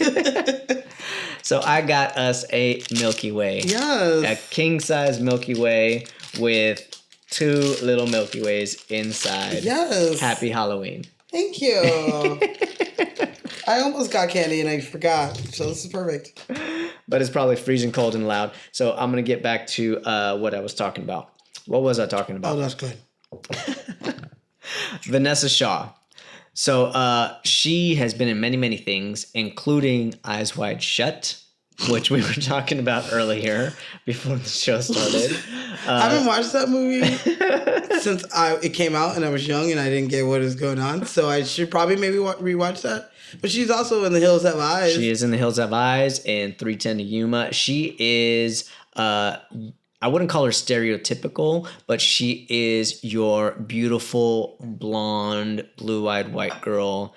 But she's also very smart. Yeah, she always plays like smart girls who have their wits about them. Yeah.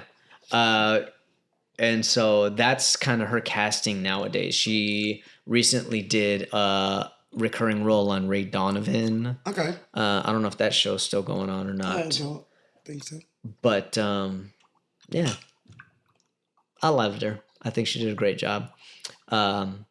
I always enjoy seeing her do her thing.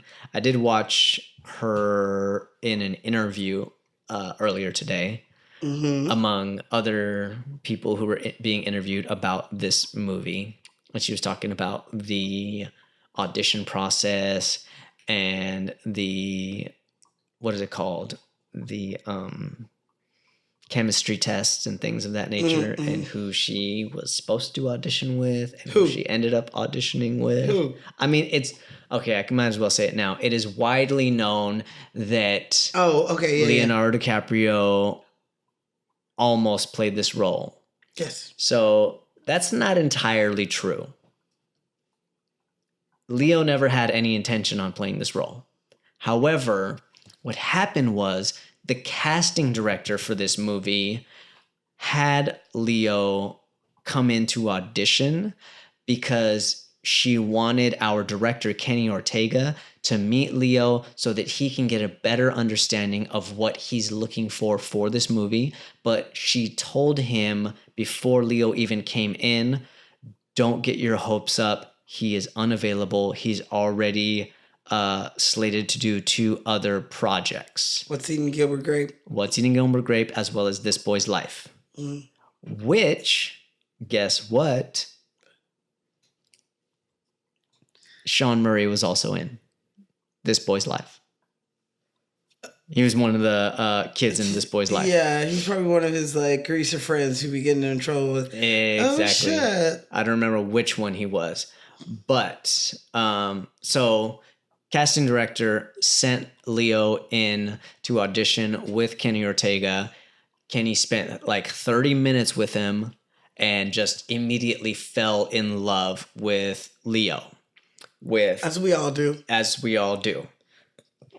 Excuse me. So he loved his energy. He loved his presence. He loved his personality and everything. He completely forgot to even have him audition.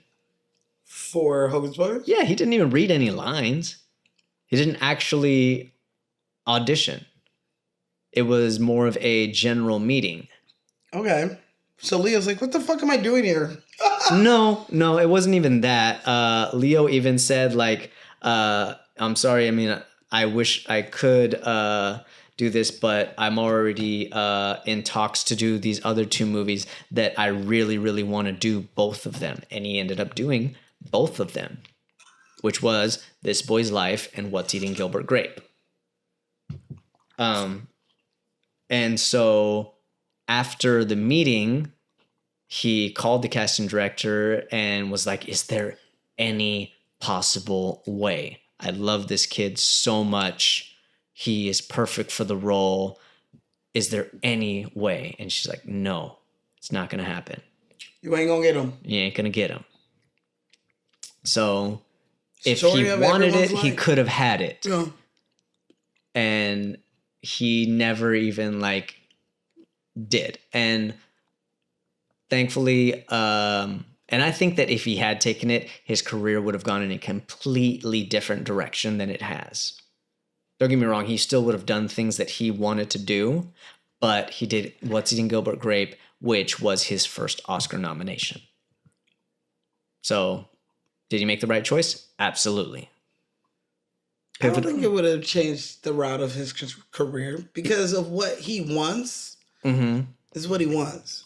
And he's great at everything he does. He is great at everything he does. And having a Disney movie under your belt doesn't hurt, and it kind of makes you better because even when your stock falls, you're still like, well, you were in that Disney movie. Like, you still had a moment where forever and ever. Yeah, you can always come back if you've been in a Disney movie. Yeah. However, he was, 15, 16 at this time? And so at 15 and 16, you're still very, very impressionable. And if Disney would have cast him in this, they may have like gotten a hold of him and swayed his mindset, and which would have changed his thinking forever.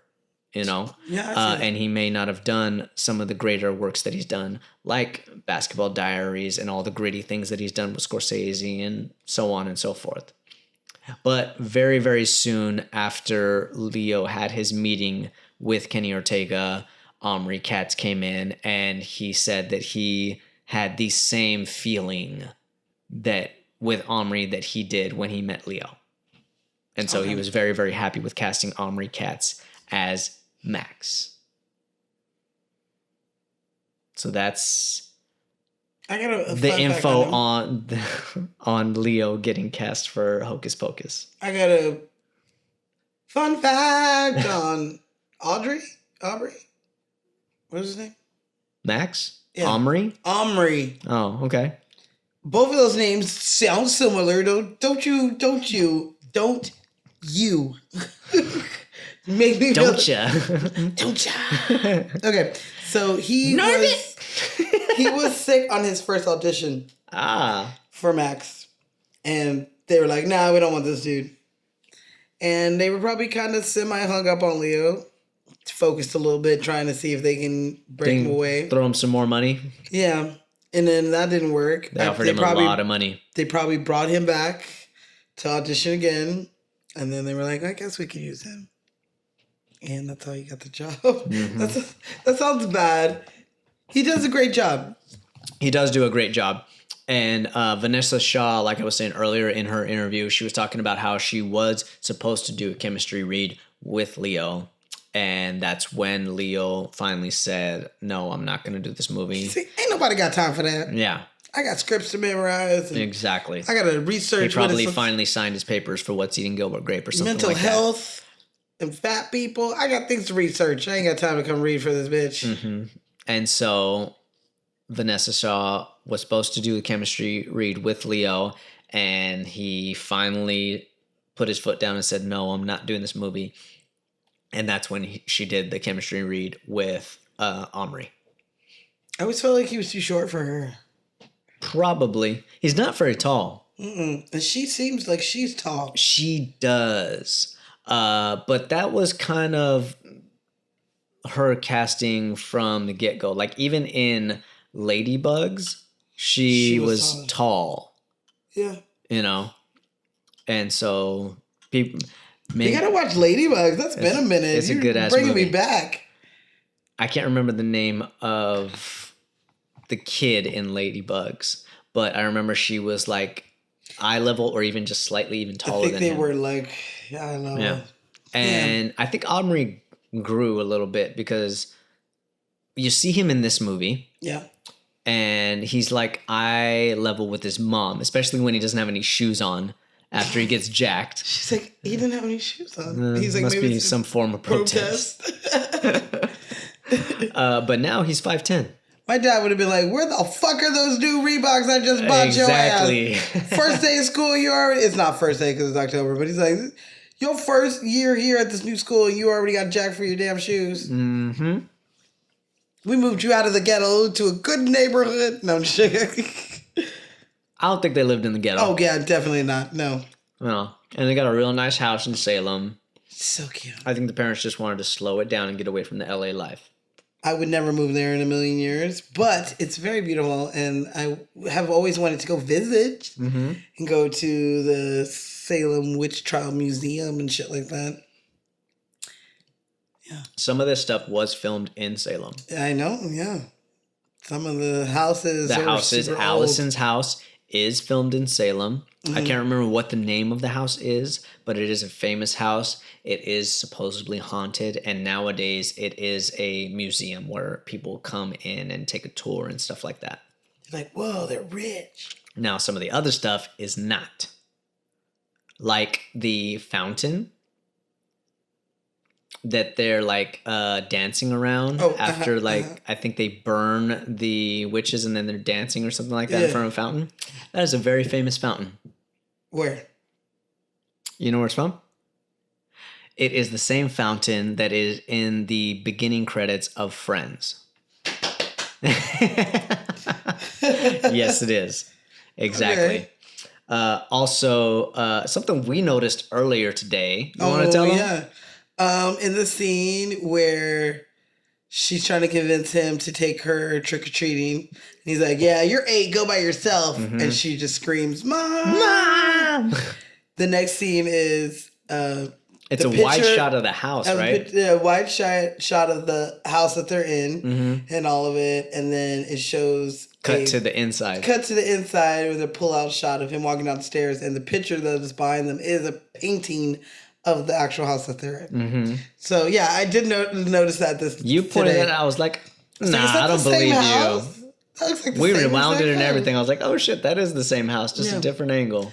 This show, man. The painting comes with the house. People love I know. It. They're like, you get the house and the painting. Because we're narcissistic like that. If you live in this house, you got to have the painting. It's just the law. Okay? Mm-hmm. You just got to deal with it. Yeah. There's another house in this movie. I can't remember where in the movie it is.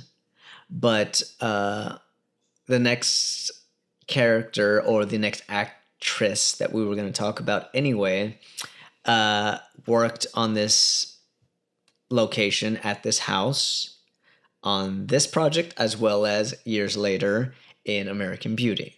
Yes. Miss Thora Birch. Yes. Straight up adorable little kid. Is she pretty now? She is very pretty. Yeah. I always thought that she was a better actress than her years suggested. Yeah. If that makes sense. Yeah. Like, it was almost like she always wanted to be an actress. She did I feel like she's born for that. Yeah. Yeah, for sure. Does she come from a line of family? Does she? I don't know. I know she was born in L.A. I'm not sure if she comes from a family or not of actors and actresses or just performers in general. But she did a great job in this. She did a great job in Now and Then, which was similar in this time frame. Yeah. I love that movie. Mm-hmm. She did a TV show called Parenthood way back in the 90s. Okay. I think they remade it now. That's exactly what happened. So in 90 and 91, they tried to do the TV show Parenthood based off of the Spielberg movie. Yeah. I think it was Spielberg that made Parenthood. I don't know who. It didn't succeed the first time. However, they brought it back in the later 2000s with Dax Shepard and Christina Christensen. Is that her name? Obviously, your boyfriend's been in it, so was it any good? Yeah. Dude, it's got... I don't know. Don't talk to me like... Ray Romano and freaking Coach, and everybody's in it. Yeah, me on Coach. I'll give you that. Ray Romano, not so much. Well, I think they tried to do it in 1990, and it only had one season. But she played Taylor Buckman. Well, I love her in his Monkey Trouble. Oh, yeah! She comes across the monkey and he steals shit. That's her. She did that like a year after this movie. Yes. And then she did Now and Then. And then eventually American Beauty in 1999. There's something... What else do I remember her in? I mean, she's done so much. Oh! Ghost World. What is Ghost World? Do you remember Ghost World? I do not remember Ghost It's like World. 2001. They they end up being like a gang or like something in the newspaper. Steve, who I can't say his last name, is in it? No. Never seen it. Scarlett Johansson? When she was young? Love her. but never seen it. All right, well, that's So- what I can remember from. Besides this, Funny thing is, and now and then, she plays a young girl who is destined to be a movie star. yes, Like she always wanted to be an actress, sort of thing, which is not far from Thora Birch's personality in a lot of her younger movies. In that movie, she's played by Melanie Griffith as an adult. right, Nowadays, she kind of looks like Melanie Griffith. but like a less like surgery-ish. Like that's her natural face. Oh, did Melanie Griffith get some work I done? think so. I feel don't like she know. did. Maybe I'm wrong. I don't know. But she is older now. She's like 36, 37, and she's beautiful. She was like porcelain skin. She really does. And she is currently on the newest season of Walking Dead. I'm behind. I know, I gotta catch up too. I'm about a season behind. I'm sorry, girls. Mm-hmm. Ain't nobody got time. She plays a character named Gamma. Yo, Gamma Gamma. No. I was about to take a drink and No Gamma Yama. this fucking drink, Jesus. Who did you say her adult her was? Melanie Griffith. Yeah, I'm right. Melanie Griffith has had some work. I'm not saying she hasn't. Look, I'm that's- just not saying that That's she her has. real face. And Uh-huh. then that's her now face. I mean, that was in the 80s when she was doing Working Girl. Yeah, I'm saying That that, was 30 years ago. I'm saying that her lips are fuller, her nose is slimmer, her wrinkles aren't there. That's what I'm saying. Speaking of fuller You lips, got to look at it. guess what we watched just last night? You watched First Wives Club without me, bitch? did. Oh, Fill them up. I fill you up anymore. Fill them up. We didn't finish it, so we could finish it tonight if you want. But yes, we did. Oh, yes, you did. Cocktails. Cocktail. Such a great fucking movie. Mm-hmm. And I wasn't even watching it for like research on Bette Midler or Sarah Jessica Parker. Or Morty. I mean, he ain't in this one. He was last week, though. He was in last week's though. But I just saw it and I was like, I want to watch this movie. It's a great fucking movie. So fucking good. Great fucking movie. Yeah. Mom, I'm a lesbian. Oh, okay. No, don't tell Dad. I want to wait for a special occasion, She's like Father's Day or something. I'm a lesbian. A big one. And then closes the door on him. She's like, what the fuck? Well, Thora Birch, we love you. You've always been a great actress. You've always been fantastic to watch. Keep doing your thing. We really Hold on, I got a appreciate fun what fact you about do. her. Oh, okay. Give me that fun fact one time. She said, quote, honestly, the most fun I've ever had on a film was Hocus Pocus. I was 10. It was my favorite holiday anyway, and it was like a perfect storm. It was like better than anything. Like that was her favorite movie that she was on. Was Hocus Pocus. Seemed like a really fun When movie you're to work 10, on. You're working you get with to work with all these people. Stars. Favorite holiday, and you're filming it not in October, so that's fun. You get to feel like it's fall when it's not. Mm-hmm. And yeah, so I think that's cool. She said that in like the 25-year reunion Oh, of the okay. movie. So that was like a couple of years ago? Yeah, she was like, this is like my most fun. Like you said, she's worked on so much shit. Mm-hmm. And she's been a star, a kid star. I mean, Monkey Trouble. She's the Monkey star of that Trouble. fucking movie. That's her. The monkey's the star of that movie. He I'm ain't kidding. I'm kidding. He just steals. He is on the scenes. cover with her, and they got their little backwards hat. But she was great though. She was what is her name? Dakota Fanning before Dakota Fanning came out. Yep. Like she was so great I like and her. so like made for acting and theater and just make believe. Yeah. Some I kids really are just born to do this. Some kids are just born to pretend. Hmm Nowadays, apparently Zendaya was just born to do this. Hoketown! Whoop, whoop, whoop. She's my girl. Well, Omri Katz was kind of born to do this too, I'll give you that. to a degree. So he is probably known best for this movie, but also for his role on Dallas, The new the one? TV show. No. Way The original Dallas? the original Dallas. Yeah, Holy shit. he played How John old is this Ross Ewing. Bob Ross? Bob. Is that what you said, Bob Ross? John Ross Ewing. He was born in 1976, so he was a kid in the 80s. And so what is he, like 43 now? Does he still act? What's he look? No, he doesn't. Oh, no wonder his headshot's like old. It's old. Yeah, because I believe he quit acting. He moved to Israel. He quit acting in like 2002. Damn. He is. He moved to Israel? Is that what you said? Yeah. Well, his parents are Israeli. Oh, okay. And so he stepped away from acting. He moved to Israel. It doesn't say a whole lot about him. I don't know if he still lives in Israel or if he moved back to LA and he is now a hairdresser. But he did both.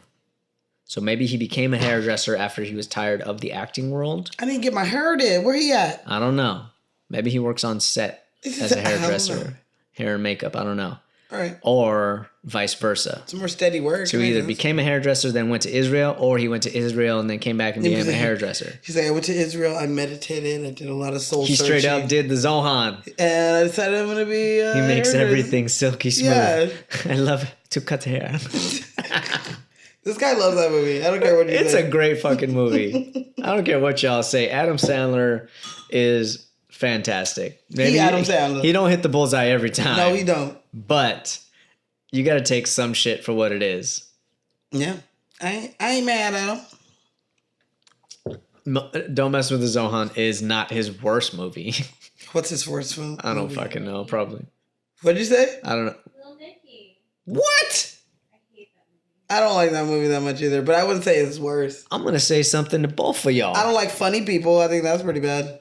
That might be his worst movie. Yeah, see? Or Jack and Jill or Jill and Jill, where he's like twins. Did you ever see that Never one? seen that one. Yeah, that was bad. However, since y'all are talking shit on Little Nicky, I'm going to say this.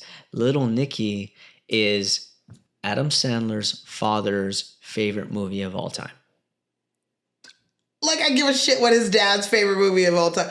My dad He would said say that whatever his favorite movie I movies made of all was- time are The Godfather and Little Nicky. My So dad would I say the same think- thing. He'd be like, I love think Adam Shaft Sandler made the movie and whatever for movie his my dad. daughter was in.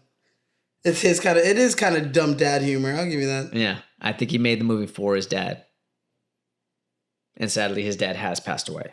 So we don't ever have to talk about the movie again. Oh. Hocus Pocus is kind of, I believe, Omri's only movie. He did some TV before. He did some TV after. So he did like Erie, Indiana. He did Dallas. And after Hocus Pocus, he did the John LaRoquette show. I saw that. The picture had the Golden Girls on it, so it threw me off. I didn't know what the fuck that was. He did one episode of Freaks and Geeks I saw that. in General Hospital. Love Freaks and Geeks. And after that, he just didn't act anymore. 2002 was the last time he acted. He's in Israel He's a good actor. cutting hair. He's cutting hair in Israel. Maybe not. Hey, The world we never know. Get your Omri, if you want to set the record straight, hit us up at Lights Camera Cocktail. Cocktails. No S. get that ass out of here. So guess what? Chicken motherfucking butt. Chicken butt. What? It is time It is time. to talk about the Sanderson sisters. Sisters? Sing. All right. Which sister are we starting with? I don't know. I don't care. I love them all. Okay. No, we got to save Winifred for last because Winnie. Let's talk about Mary. Mary? There's something about Mary. You love that movie. just don't know. I love that movie. We got to do that too. Before we dive into the sisters, Sisters? we could have a little bit of a tech corner. Jason's Tech Corner. So- give it to me. This is 1993, and these bitches were flying. Yep. they incorporated a few things in order to make them fly. Such as? Just like in Titanic, how they incorporated miniatures and they incorporated CGI and they incorporated stuntmen and dummies and this, that, and the other. They did the same thing for these ladies. So depending on the shot, they are either flying, like you see some of these shots and it is clearly Bette Midler flying through, chasing after these kids. Yeah. You know, or it's Mary, or it is Sarah, you know. And so those are the shots where they are on wires.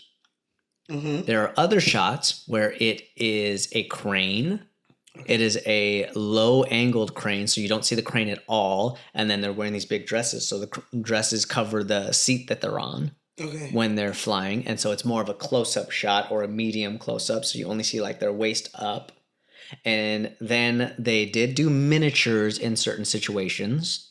So like you're not going to hit Bette Midler with a car or something like that, you know, when they're driving and then she pulls up next to him and is like, pull over, let me see your driver's license. Yeah. You know, then it cuts to a shot from behind where they hit her with the car and she goes into the bushes. So that is a puppet. Okay. I don't want to like go off in tech corner. But how the fuck does she know what a driver's license is? Oh. Boom.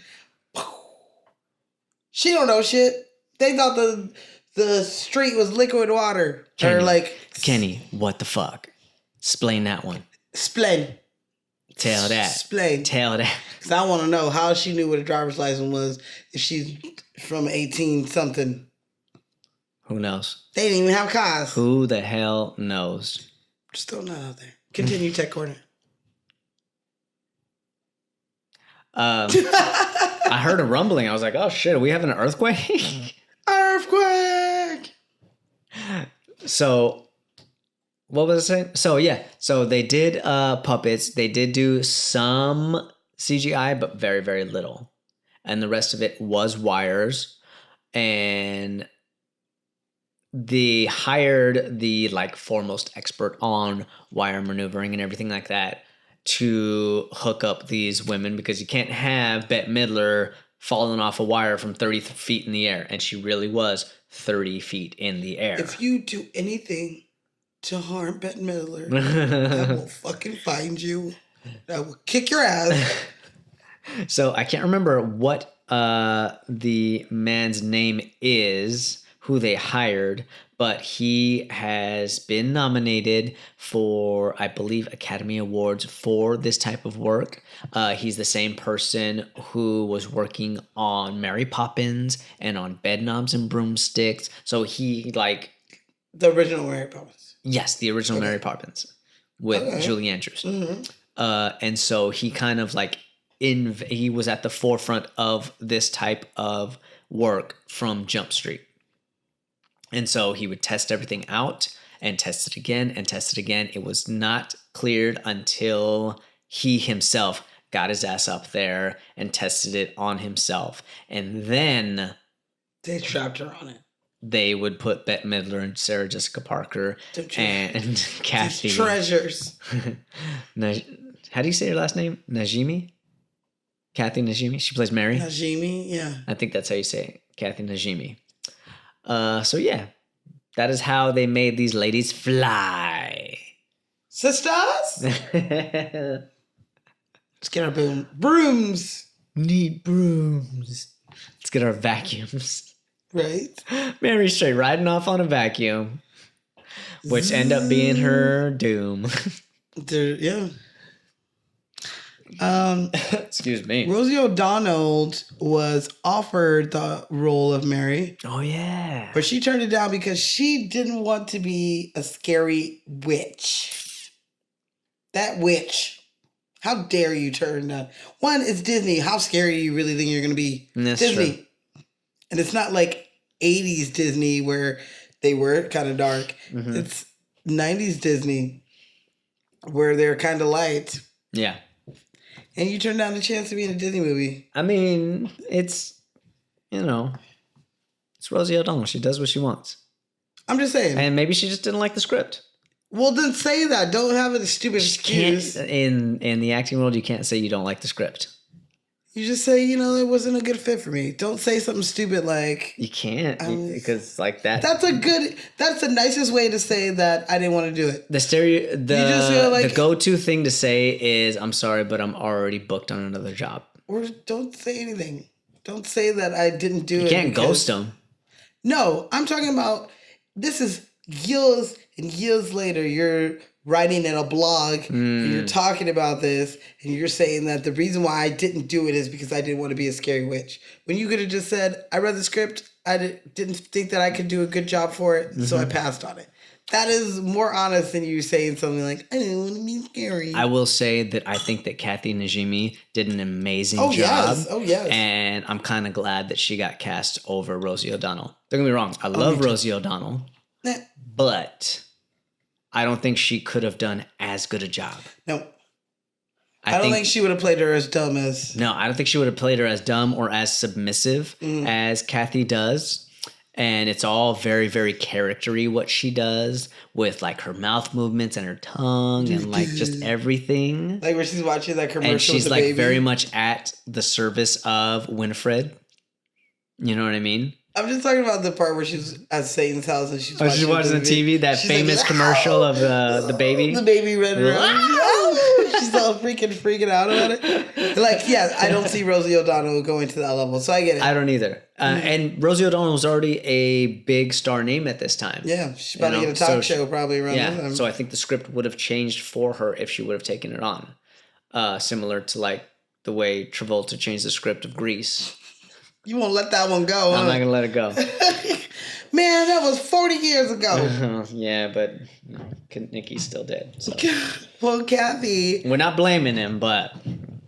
Kathy, she at first didn't want to take this role. Really? Because her excuse to me makes more sense. She did not want to offend real witches, Wiccans. That was her thing. She was like, I don't want to be in here and real Wiccans think that I'm making fun of them. I don't really want to do that, but... Somebody throw a hex on her or some shit? Yeah, I mean, I'd be scared of that that's shit. That's something you could think about. Plus, that's respectful of somebody's religion. Of like, I don't want to make fun of somebody's... The closest I'll get to scary movies is this podcast. I don't do scary movies. I know. I will not act in a scary movie. Especially no Annabelle or no Chucky dolls or none of that shit. But you auditioned for American Horror Story. Yeah, to play a soldier. Okay. That's like a co-star role. No, that probably means you're going to die. Oh, you're right. Especially as much as I watch American Horror Story, and I am watching that was a guest star. 1984, actually. The season that's out right now. Let me know who gets cast as a soldier. I am looking for it. I'm only on this second episode dropped yesterday, so... Oh, shit. I'll have to get back to you. When I see him, I'll be like, Jason, that's who you lost. Yeah. All right, well, whatever. Anyway. Kathy Najimy, I love her. She did a great fucking job. She's so good. I did not realize who she was. Another great 90s movie? Yes, is that what she is. Sister Mary Patrick. Yeah. Oh, my God. She's like my favorite nun. Besides Sister Mary Clarence. Sister Mary Clarence. Yeah. Yeah. That's obviously what I think of her. Nothing is impossible with a little bit of faith and a big roll of electrical tape. She's like, hello. She's so cute. Oh, don't be so sure. You don't have to bite the donut to know it's sweet. Can I give you another fun fact about her? Give me a fun fact about her. The devil's dog was Kathy's. What? Yeah. Oh, that's really sweet. Her little, see, that's like you. You're like, I got a dog that'll run and bark with wearing devil horns and some wings. You're like, Robin, just sit here until we go attack. And then she tell her to attack and she goes, get him. And dog chases him out. What's his name? Rex? Rex, sick him. Sick him. Make us. Yep. Take your Clark bars and get out of my house. Oh, Penny. I mean, Sarah was dancing with her dress hyped up with her husband. Mm-hmm. So I ain't mad at her. Master, wilt thou dance with me? I would have fucked her up a little more. They call me master. She's But do you like, see what I'm gonna call you, motherfucker? yeah, I'm gonna call you. I'm gonna call you an ambulance because after they leave, I'm beating your ass. So Kathy Najimy has a powerful voice, and we know that from Sister Act. Yo. Oh my God, does she have a powerful voice? Yes. And I don't know if Sarah Jessica Parker and her are the ones that are actually singing backup for Bette Midler. I know Bette Midler is definitely singing in I Put a Spell on You. I'm just wondering if it is Kathy and Sarah. I would assume so. To me, it sounds like it probably is them, but they also have backup vocals. It sounds like there's more than the two of them. Yeah. So I think you're right. And the other people on there sound black. That's kind of what I hear because I actually heard like a instrumental of it. You could be right on that. That's what I'm saying. I'm not saying that it's not them because I would totally have them because, like we said, they can sing. Why would I hire somebody else when I can just have these girls? But it obviously is not just the two of them doing backup because it's more voices than two. I agree. Oh, you may be onto something. We're not going to jump to conclusions, but you may be onto something. That's what I'm thinking. That's what I'm thinking. I'm thinking they still use them, but they have backing vocals. Favorite line of Kathy's? You could almost add to the drinking game every time she says sorry. Sorry. I'm coming right here when it's I sorry. think she's like, do you want to hit me? Will that make you feel better? Yeah. Okay. She's like, goodbye, cruel world. Bye, cruel world. What about you? I like when she's in the fucking dance hall and homeboy's singing and she's just getting down. They don't ever get to have no fun. Bette Midler like elbows her again. She's like dancing. And she stabs like, hey, yeah, all right, I'm going. Okay, fine. Yeah. Love it. She's so sweet. She's so sweet. She's just a little dumb, but she's sweet. She's like Rose from Golden World. Like, you a little dumb, but we love you. Aww. Thank you. I'm talking to you. She's not even the dumbest one. She not. I don't know. They're pretty even on the dumb. Sarah Jessica Parker. I think she probably be dumber because She's she so actually dumb. She actually hooks up with Winnie's man. Uh-huh. That's pretty dumb. I'm surprised she didn't turn her into a cat or something. Yeah, well, she needs her. Do you? Yeah, to do her bidding. You just need one. True, but you're not as powerful with just one. That's true. You know what I mean? And Because it's her sister. It's gotta be if hard you to have compare. one off doing your bidding, then you have the other one to be by your side to do whatever you want them to do, as well as they can protect you. Okay. Or at least that's my rationale. If I was a evil, witch trying to suck the lives out of all the children in Salem. There'd be no witches here, sir. You'd be a warlock. Yeah. I'd be a witch. I'd rather be a vampire. Because you never die? Never die. But, okay, if we're going to be vampires, we need to get bit soon. Because I don't want to be an old vampire. Word. I want to be a young vampire. That's true. So I got 5 years before... I got 2. Yeah, but buy me in 5 years. If you buy me in the next 5 years, I'll be happy. If you buy me after that, I'll be like, God damn it. Now, don't buy me unless I'm going to live forever, motherfuckers. Yeah, I don't want to be old. Yeah. I've seen an interview with a vampire. Give her to me, Louis. I know what that's like. So we're talking about Sarah Jessica Parker? Yes. SJP? SJP. It didn't dawn on me that they were both in First Wives Club until I watched it last night. I'm like, oh shit, I'm talking about both of these ladies tomorrow.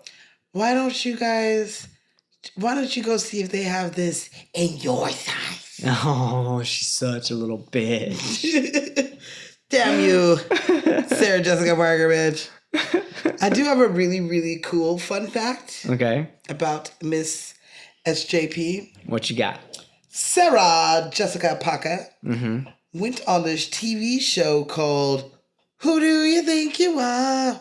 What is that? It is a TV show that celebrities go in and they take their DNA, and then they follow their lineage back to see, what interesting stuff would happen in your family. Oh, okay. So Sarah Jessica Parker did this, and she found out that her 10th great grandmother, Esther Elwell, was arrested in Salem in the late 1600s for committing acts of witchcraft and choking a neighbor to death. You gotta be fucking kidding me. But Esther never went to court for this, and she ends up escaping with her life. And when the Salem witch trials ended, so did the search for Esther. And that is a little history about her background that she found out years and years, like 10 years later, she finds out about this. Wow. After doing this movie where she's like, oh my God, I played a witch that got burnt to the stake. Or not even and burnt. probably choked some people on the way. Yeah. One, I want to know what kind of witchcraft you're doing. And how'd you choke your neighbor? Did you physically choke him? Or you like... She straight up Darth Vader's his ass. That's what I like to think, that she is a Wiccan, and she really did and choke her neighbor out. But I kind of feel like they just saw her doing something and they're like, ooh, that's witchcrafty. And then the neighbor showed up dead and they're like, that bitch did it. Yeah. But who knows? That's her story. And so Possibly. she connected to it. How cool is that? It's very, very cool. I don't know what it was I was watching like maybe a week ago, but they were talking about the Salem witch trials. And if you did if you were accused of witchcraft, there was one surefire way of getting out of it, and there was one surefire way of definitely getting hung. And I can't remember what it was, but in your response of no, I'm not a witch, all determined on whether you were going to get hung or not. There's two things. One of them back in the old days is if you were a witch, then you couldn't be burnt. So they would set you on fire. Set your ass on fire. And if you caught on fire, then it was like, well, at least she wasn't a witch. The fuck? Put her out. Either way, you're back in olden times. You get burns like that, dude, you're going to die. But it's going to be a drawn out death. Burn a toe, yo. Start burn with the pinky toe. Yeah. Why you gotta be fucking with my whole body? Dude. Yeah. I know that. Joan of Arc style. Also, if you confessed, then it would spare you getting, pressed or burnt or hung. Because they did some crazy shit. There were some men that were claimed to be warlocks or witches. Jesus. And they would put heavy boulders on them and slowly crush them to death. Fuck. By putting boulders on them. Yeah. It's just crazy. Why? Jeez. I think it's a lot because they didn't have entertainment. There wasn't things like hobbies. Mm-hmm. I heard they also drowned a lot of them. That's another way, yeah. I'm just saying, they just found there wasn't enough firewood or some shit? They're like, look, the lake's thawed out now, it's spring, so let's just throw them in there. Let's save some firewood. Yeah. It's going to be a harsh winter. We're going to need it. Throw these bitches in the lake and see if they survive. Let's see. Yeah. Nope, she died. All right, she wasn't a witch, though. But she was not a witch. She was a mother. She was a wife. She was not a pillar in the community. She was not a witch. Jesus. Yeah. That's why we still talk about it till this day. American Horror Story has a whole season called The Coven, and it ties Salem witch trials and the difference between witches and voodoo witches. Mm-hmm. And the first voodoo witch or whatever is supposed to be Tituba, which is the maid of John Proctor. Was it him? No. One of the girls in the Salem. Have you ever watched? You're starting to freak me out. You never watched The Crucible? Or read The Crucible? I'm not saying that I never watched. I know who John Proctor is. I know who Goody Proctor is and all of them Proctors. Okay. However, I've got to go to sleep eventually, and this shit scares me. Well, drink up. Here you go. Let's take a sedative. Yeah. Okay. Well, I'm sorry. I don't want to freak you out. Can I tell you who auditioned for Sarah? Who auditioned for Sarah? You'll never guess. Who the fuck? In a cajillion years. Tell me. Jennifer Lopez. Word. That's what IMDb said. We were just talking about her earlier. I'm not against it, but I'm slightly against it. I'm not against her going to audition. I'm not against her going to audition. I'm against you casting her. Yeah. Yes, because I don't think she was not right for the role, especially in '93. Yeah. Yeah. Not right for the role. Don't get me wrong, Jennifer Lopez is gorgeous, but there is more to Sarah's character than just being physically attractive. Mm-hmm. And I thought that Sarah Jessica Parker did an amazing job.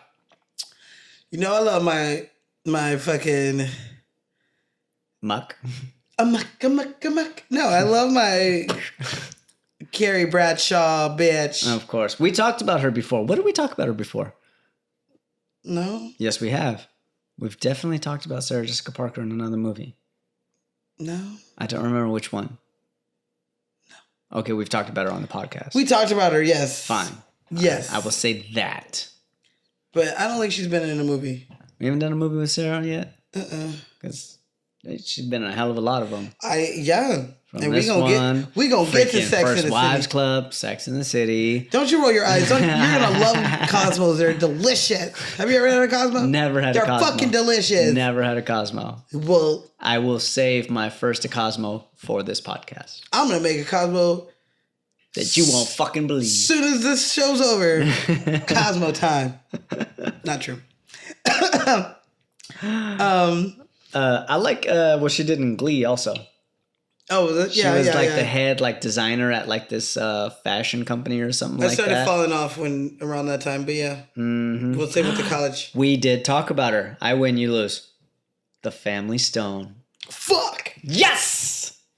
You win, I lose. You were right. You are right. Woo! You were right. You are right. She's the fucking star of that shit. We didn't even remember. So if you want to know more about Miss SJP, go check out our Family Stone episode. It was a Christmas episode with our wonderful cousin Monique. Miss Monique's treat. She didn't make shit for us that day. Or maybe she did. I don't remember. She sure did. She made us a fucking cake for our 21st birthday. That's right.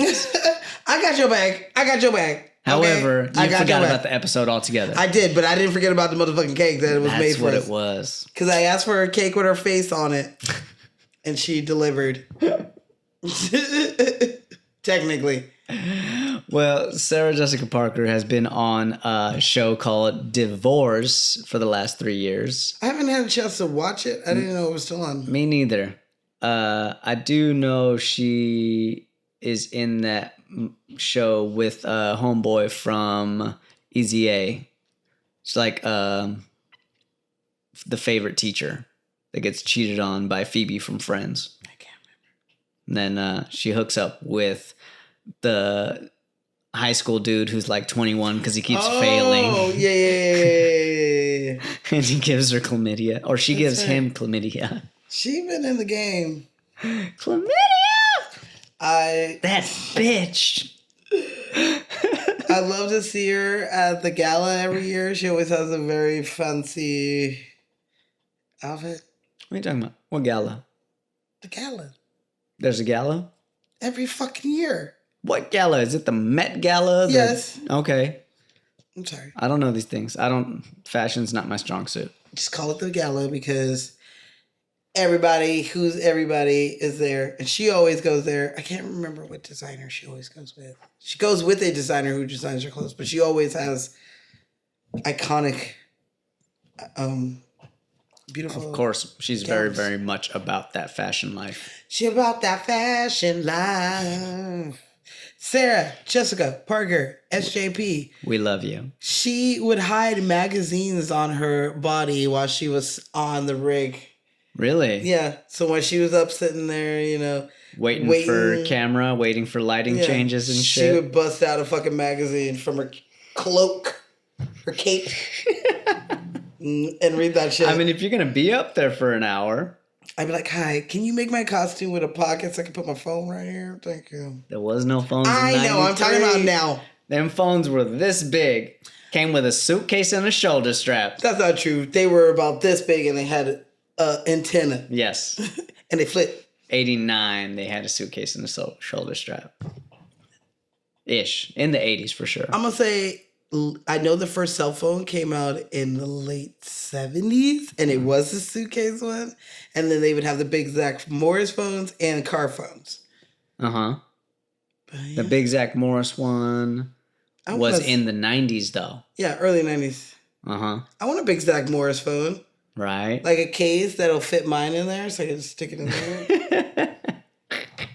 Yeah. I don't want that shit. It's fucking giant. I want that How am I supposed to fit that in my pocket? One, I would use it for 90s month every year when we did 90s month, and I'd be authentic, but I could still look shit up on my phone. Like, hold on, let me look that up.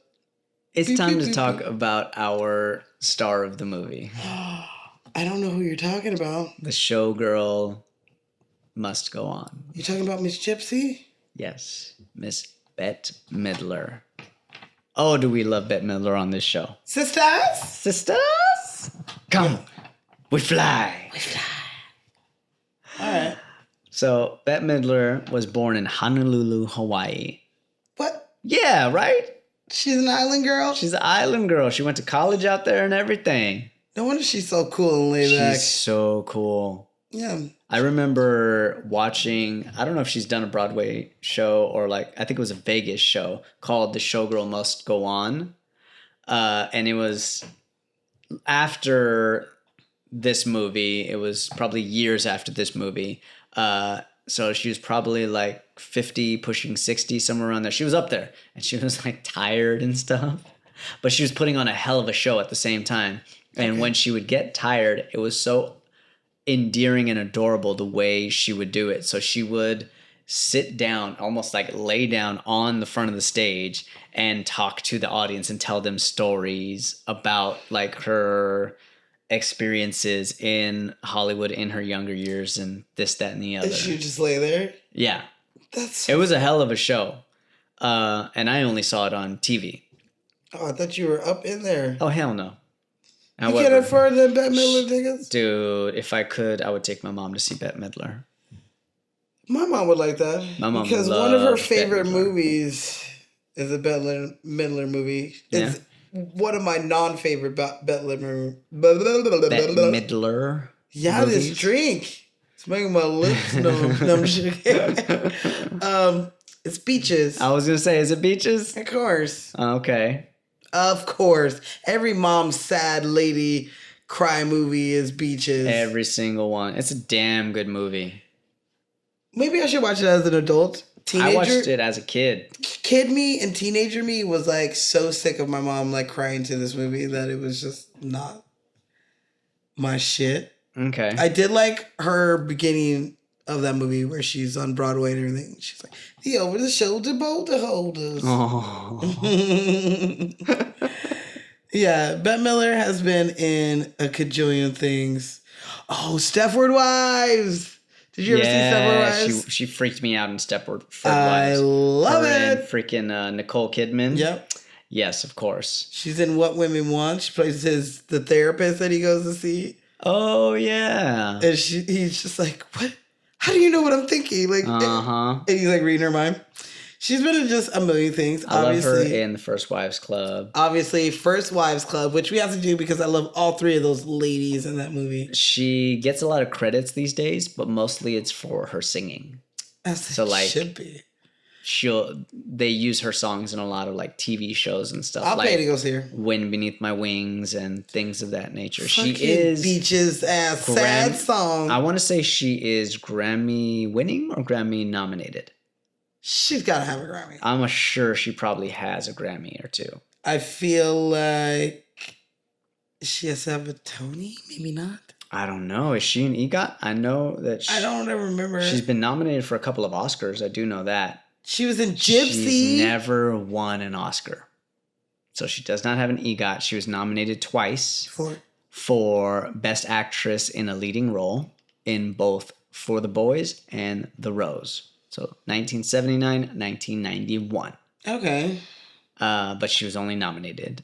She did not win, unfortunately. Let's However, hear. she has won a few Golden Globes. any of them from a girl Gypsy, which Yep. is one of my favorites. She won a Golden Globe for Gypsy. Can I give you a fun fact? What you got? So when Winnie walks up, she goes, "Hello, my name's Winnie. What's Winifred, yours? yeah. Winifred, what's yours?" It is a nod to her in Gypsy because Oh, she really? goes, "My name's Gypsy. Hello, world. My name's Gypsy. What's yours?" It's like one of the things that she says. So they do like a little nod to that. I like that because Gypsy came out the same year, 93. No shit. Mm-hmm. Wow. She was 48 years old at the time. She's so fucking cute. She's so cute and adorable. So she has been nominated at least a dozen times for Grammys. She's only won once. For Wind Beneath You Are the Wind Beneath My Wings. A song that's played at every like funeral or graduation or something. Exactly. She said in 2008 that this was her favorite movie to film, No shit. along with it just That makes me seems- want to work with Kenny Ortega. Me too. I mean, they had so much fun. Everyone had so much fun on the set. Kenny, if you need another Latin man for that new Dirty Dancing, holla at your boy. I can play Puerto Rican. Where we at? Right? Yeah, Hell we're yeah, all you shades. Okay. She also said that she loved playing the poodle in Oliver and Company. That was another one of her favorite scenes. That she yes. had a great ass time. Winston! I totally forgot Big Business. You ever see that No. with Lily Tomlin? You know it's funny if those bitches are in it. Where the two couples of sisters have in New York from a countryside discover that they are connected in incredible ways. Right? Yeah, there's 4 of them. What you talking about? The movie. You remember that? I've never seen that movie. Okay. Lily Tomlin, you know that bitch. Never seen it. However, that is very, very funny that you said that she was in Oliver and Company. I had no idea that she was the poodle. Yeah. What's the poodle's name? Uh, Daphne or some shit like that. Either way. Georgetta. Georgette. What is this? That's right. She falls in love with Cheech Marin. She has. There's the. Oh yeah. He's Come the on, woman, Chihuahua. I'm driving. I love you, Cheech. I want to smoke with you so bad. You don't even know. Okay. So Bette Midler is an amazing, talented, and wonderful woman in this movie. Yes, she is. She kills And it. in real life. And in real life, she kills it. She keeps the other 2 sisters in line, and Yes, she does. she knows how to get what she wants. I mean, obviously, it doesn't work out for. She scares the shit out of me when she's singing. Because if you notice, when she is performing I Put a Spell on You, like, don't get me wrong, she is showing it up big time. And she is performing beautifully. But at the same time, her eyes are always down. It's because she's like, I'm about to put a spell on you. Uh-huh. To dance She's till putting you a spell on die. everybody at the same time. I say, it's a buy up a baby up and down. I'll say it's a buy up a baby up and down. It's a Macory, I'ma say, yeah, bye, bye. Bye bye. Dum, dum, dum, dum, bum. Such a good. I told you, it's the best part of the Dude, fucking it movie. really is. As soon as it comes over, you're like, shh, it's my part. Yeah, I think Stop I talking. rewound it like twice today because that's such a great fucking song. So good, it's so good. And she starts out with like a monologue. Yeah. You know what I mean? Like, even with her like big ass witchy fingernails, and like she uses them as extensions to her hands. It's almost like she's got snakes on her hands. So like she'll do like an elbow resting thing and like have her fingernail curled up along her She's so hairline. good. She's She's like, thank you, Max, for that marvelous introduction. And she's like moving her fingers along with how she's speaking. Excuse me. Love it. That's my bitch. That she's so fucking great. So great. We That's can what- talk about Bette Midler until the sun comes up. When are we doing First Wives Club? Where can we figure out a whole month to fit that in? I don't know. 'Cause I need it. I need her in my life. Can I give you a fun fact? Well, do you have any more about Beth? No, I'm just watching you eat this chocolate, and I'm thinking of fucking Jay and Ice. You want to go and watch Babes undress? It's 3 o'clock. They're undressed already. You think it's something. I don't feel so good. You know what you should do? You Go the eat too fuck much home. candy, you oinker. Go home. You badass kids. You wouldn't end up in a cage if y'all would have went home at 3. Mm-hmm. Then they fucking get themselves in trouble. Nothing good happens after 2 a.m. Nope, not a never. Not a nail, not a nail. Why is it always the ugly chicks that stay out late? What? He called me ugly. Cut to Sarah fucking with them. I'm gonna puke. She's like, She's just spinning their asses around. I would too. Dumbass kid. And Max took his shoes back. He's like, fuck you, bitch. Give me my shoes. Yeah, tubular. Tubular. All right. I'm out. I got nothing left. I love this movie. I love this cast. I love Bette Midler and everything she does. Shut up. What? I love her. I love her too. We can love her. No. What? I'm just joking. Damn. Here is a fun fact. Schnapps makes you feisty. I feel a little, I told you, I feel drunk. The drunkness was here, and now it's like growing to like my cheeks. Okay, so here's a fun fact. The kids did not like working with the cats because the cats had specialties. One cat was good at jumping up. Another cat was good at, like, following people. Oh, okay. Another cat was good at cuddling. But every cat that they had to bring through there, the kids had to gain the cat's trust all over again. And by the end, they were like, I do not give a fuck about these motherfucking cats. But they made it work. Yeah. They made it work. And, It's got to be difficult. children and animals are 2 things people don't like working with. I know. And this movie had both. Yeah. However, there's a common saying that if you want to be outshined, you work with kids and animals. That's why people don't like working with them. Probably. Who wants to be outshined by anybody? I don't want to be outshined, but at the same time, kids and animals give you a lot to work off of. That's true. Use that shit. I still think I would pass on working with animals. Depends on the animal. I'm not working with snakes and spiders and You know bats. what? You didn't say anything about a bat. You know what? You're right. I'd rather work with animals than kids.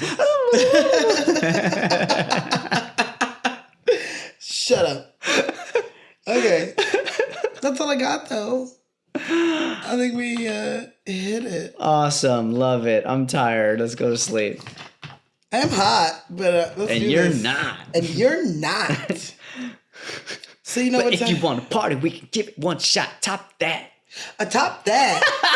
I don't really. If you want to top that. Next Halloween, you could do that one. Teen Witch. Fuck yeah. Yeah. Fuck yeah. That could be a good starter of the month. Absolutely. I love Then that I can movie. learn the rap. That's my dream. And I've met that fucker. Yeah. I took a workshop. He teaches acting. You told me that. All right. You know what time it is? Yeah, it's 1:30 in the morning. Is it really? Yeah, we're approaching the witching hour. Oh, shit. Okay, here we go. It's time for Z for the people. Listen to you. Okay, so this Z for the people. Is brought to you by It's brought to you by First nobody, because we Books. pay shit for ourselves. Yeah, it's brought to you by, brought to you for First Books. Started back in the 1992, and it helped educate children and across the country, and they often team up with Disney, which is why I found this one. I like that. And in this year alone, they provided 67 million books to kids in need to help families in low incomes. And they have, like, every year pretty much help like 5 million kids a year, more than 5 million kids a year. And they help 1.3 million classrooms and programs serving kids in their needs for reading. So this helps donates books to schools, libraries, and just individual kids so that kids can find the love for reading. And their little commercial they have, they say, like, imagine there were no books and there was no imaginary place that kids could read about to go to.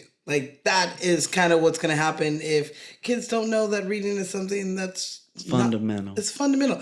It's not even fundamental. It's like, I get that, like, reading textbooks and reading shit for school is kind of boring, but it's just fun in general. Uh-huh. It is. You can go to somewhere new.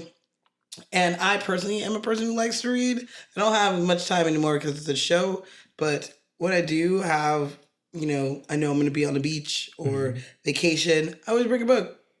Because everything you watch on TV came from somebody's imagination. Yeah. And people grew their imaginations by reading. By reading books. Read some fucking books. Read a book. Learn some stories. Read a book. Don't read Twitter. Don't read BuzzFeed. Don't read Instagram. Read a fucking book. And that is why I picked this one. So if you go to firstbook.org, you can donate your time, donate some money, donate some books, whatever it is.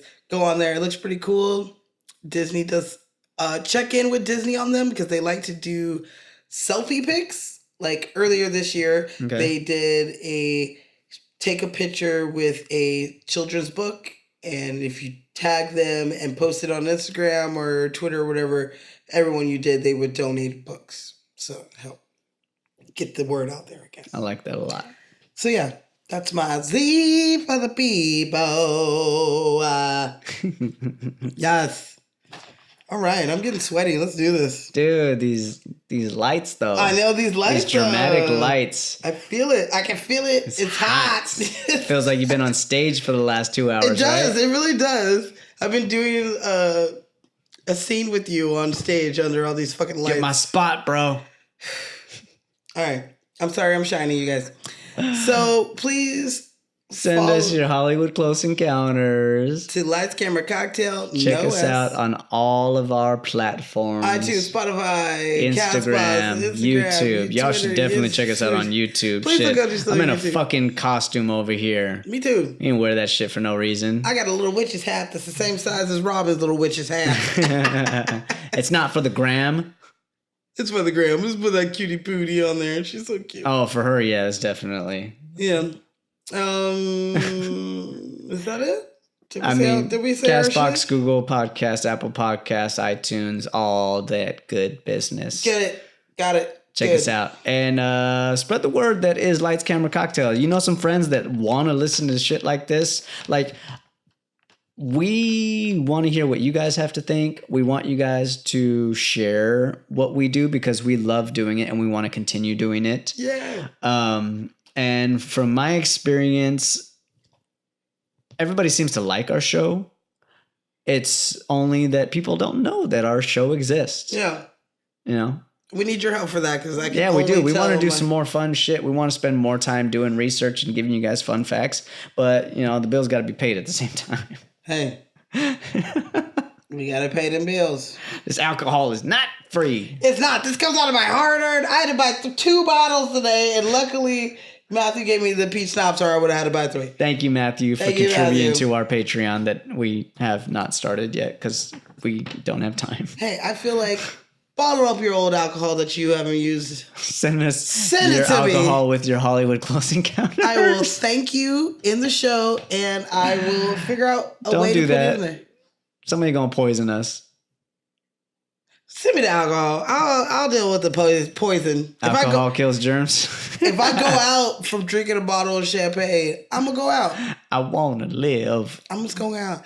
I was at work today, or not today, but I was at work this week, and I was carrying a bunch of bottles of champagne down the stairs. Oh, that must And I have was been thinking, tempting. I was like, what if I just passed out or had a heart attack right here, and they found me and I'm surrounded by a bunch of busted champagne bottles. That would be a perfect way to find me. Zenobia couldn't even make it downstairs with the champagne. Her favorite shit. It was surrounded by her. If there was orange juice there, I would say that she OD'd. Yeah.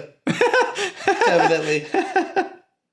Definitely. It's how she would have wanted to go. That's what I want people to say. To be like, that's how she would want to go. I want you to take my ashes And instead of getting an urn, just put it in a champagne bottle and put it on Oh my God. put it on the mantle. Some good stuff or some cooks? Some Cooks, because you know that's my shit. That's your go-to. It is. I ain't got money to get real shit yet, you guys. I'm sorry. Once in a while we get Prosecco when I'm feeling real fancy. All right, so we rehearsed this scene a little bit earlier. We're trying to get better at this. I know I keep saying that. That's why we need to, The thing is that the reason why people don't let people really drink on set is because it's hard to remember your lines. It's hard to remember your lines. And it's hard to Act convey, on time. to convey what you're trying to convey. So that's always something that we're working against. We're always struggle for sure. We're climbing up a hill every day. So hopefully with this that one's being good. said, let's get this in under 3 takes. Usually we're like 2. I'm kidding. 2 We're is going to the knock it max. out. Knock One it and out. done? Right here. Right here. One and done. Oh, One and wait. done. Okay. Right here. Okay. Props. I can't put it to it. Okay, hold on. Do what you got to do. Okay. Make it work for you. It just feels weird if I can't get it to my ear, you know? Okay. And here we go.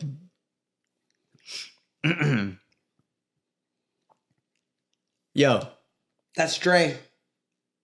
Dre? Andre Hayworth. He used to kick it with Veronica. Veronica from what? Teresa's sister. You remember she used to work at the movie theater on 8th? Yeah, that is him. That is him. Wait. This is so fucking crazy. Yo, he's different. No shit. Why is he dressed that way? It's not just that, it's everything. He came to a party with a white woman like 30 years older than him. Sex slave! Oh shit! Chris, you gotta get the fuck out of there, man. You're gonna be in some eyes wide shut situation. Leave, motherfucker. Hello? You gonna be a sex? Shit. Oh, his battery must have died. Sex slave! Sex slave! That was my favorite. I told him all week I'm gonna text him sex slave. Sex slave! Oh shit, Chris, you gotta get the fuck out of there, man. You in some Get your eyes, ass out. Leave, motherfucker. Yep. That's next week, you guys. Another That's our spooky movie for next week. It is Halloween month. We're going to be having some fun all month long. All month long. Thank you guys so much for sticking with us. Yes. We appreciate you. We will see you guys right here next week on Lights, Camera, Cocktails. Oh my God. What do you call them? Yabos? I've never heard anyone call them fucking Jason yabos. likes them yabos. Is that In right? fact, he loves them. He loves them. He be